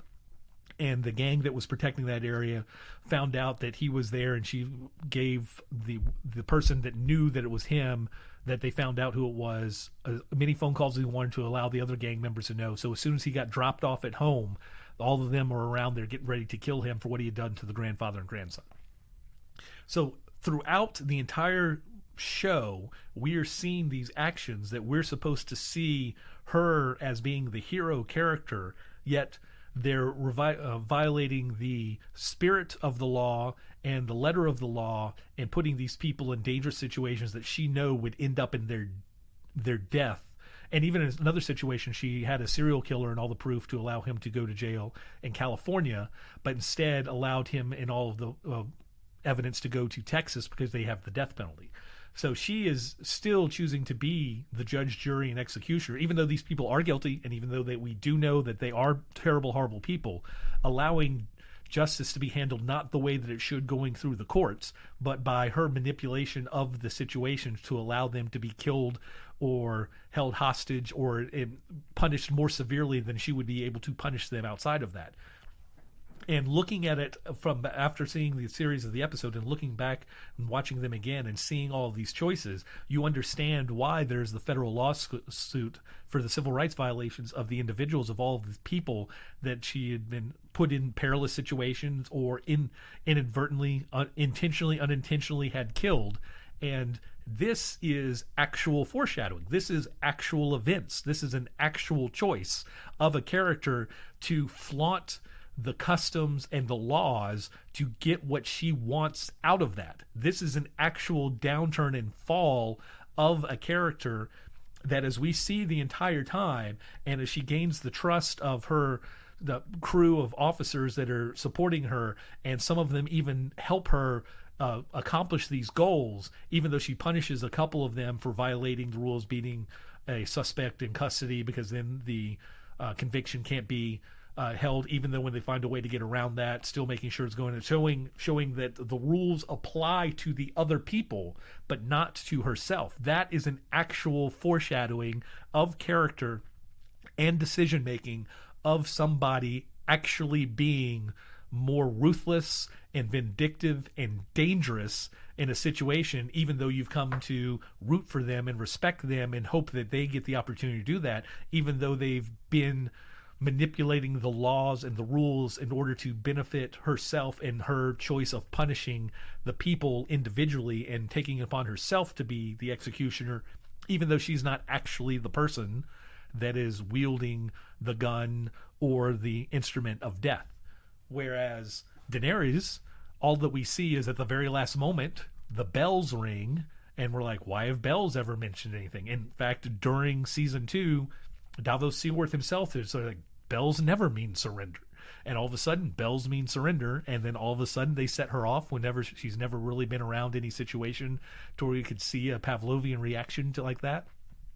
And then we're told later that it's like, oh, well, she saw the Red Keep, the building that was taken from her family, the object of which she is aspiring to, which is not the Red Keep, it's the Iron Throne, which you can't see, but it is housed there. And that is what sets her off. Well, then why didn't she just go to the Red Keep? Because they were shortchanging the writing on this. There are many things. The actual finishes of the characters are probably, and very likely, I don't have a problem with any of those things or how or what those places that those people were in. The how is everything that this show has been about. The how of Game of Thrones, to where all of the situations come back to haunt people, are set up to punish people, is what was completely ripped out of the last 2 seasons. In particular, with where it led to Daenerys. I mean, it's a very interesting thing. Quaithe in the 2nd or 3rd season, when she's at Karth and meets Daenerys, or when she's traveling around Essos, says to go north you must go south, to go west you must go east. To let's see, what was the to north south? What was I can't remember the third one. To fly you must fall. I can't remember the third. And the fourth one is to see the light you must go through the shadow. So the first one, to go north you must go south, it ends up that these aren't about Daenerys at all. These are about the Stark children that survive. To go north you must go south. Sansa had to go south to King's Landing. She had to go south to see that all of the things that she thought she valued were valueless, that the Queen of the Seven Kingdoms, being Joffrey's wife, being all of these things, actually meant nothing, and that the value of everything that meant was being at home and being in the north and being at Winterfell, which is nothing that we ever actually saw her get in any way whatsoever. And I'm going to have to pause just a moment. And so to continue with that, and to go west, you must go east. That is the story for Maisie Williams' character Arya, because in order to go west, where she ends up searching for what is west of Westeros, she must go east to learn the skills and the training and everything that she needs to know there, and to know that she's not there to do what everybody else has done before, but to do something brand new, and that is to go west, where nobody within the show but within the world has attempted before, but now to find out. And for Bran, it was, I can't remember what his thing is going to that, but for Jon, to see the light, you must go through the shadow of being the death, that he died and came back, and to see the light is the northern, going back to the north. So he realized that all of the things, the rituals and customs and traditions that he thought that he was supposed to be upholding were not any of the things he should have been upholding, but were leading him to the freedom that he was never going to have as a bastard son, and that is what he's getting by going north beyond the wall. And so where they end up and the choices, that's fine, but all of the hows and then how they got there and why they got there were never given to us easily, and that's unfortunate. And I will definitely expand more on this going forward, but the Brenda Lee Johnson character in Closer, it actually shows how a myriad of choices that at the moment you think are right can be looked back and seen as like, oh no, these are bad, selfish, inherently bad choices made by what we see as a good person that should have consequences, whereas what they would do with Daenerys was none of those things.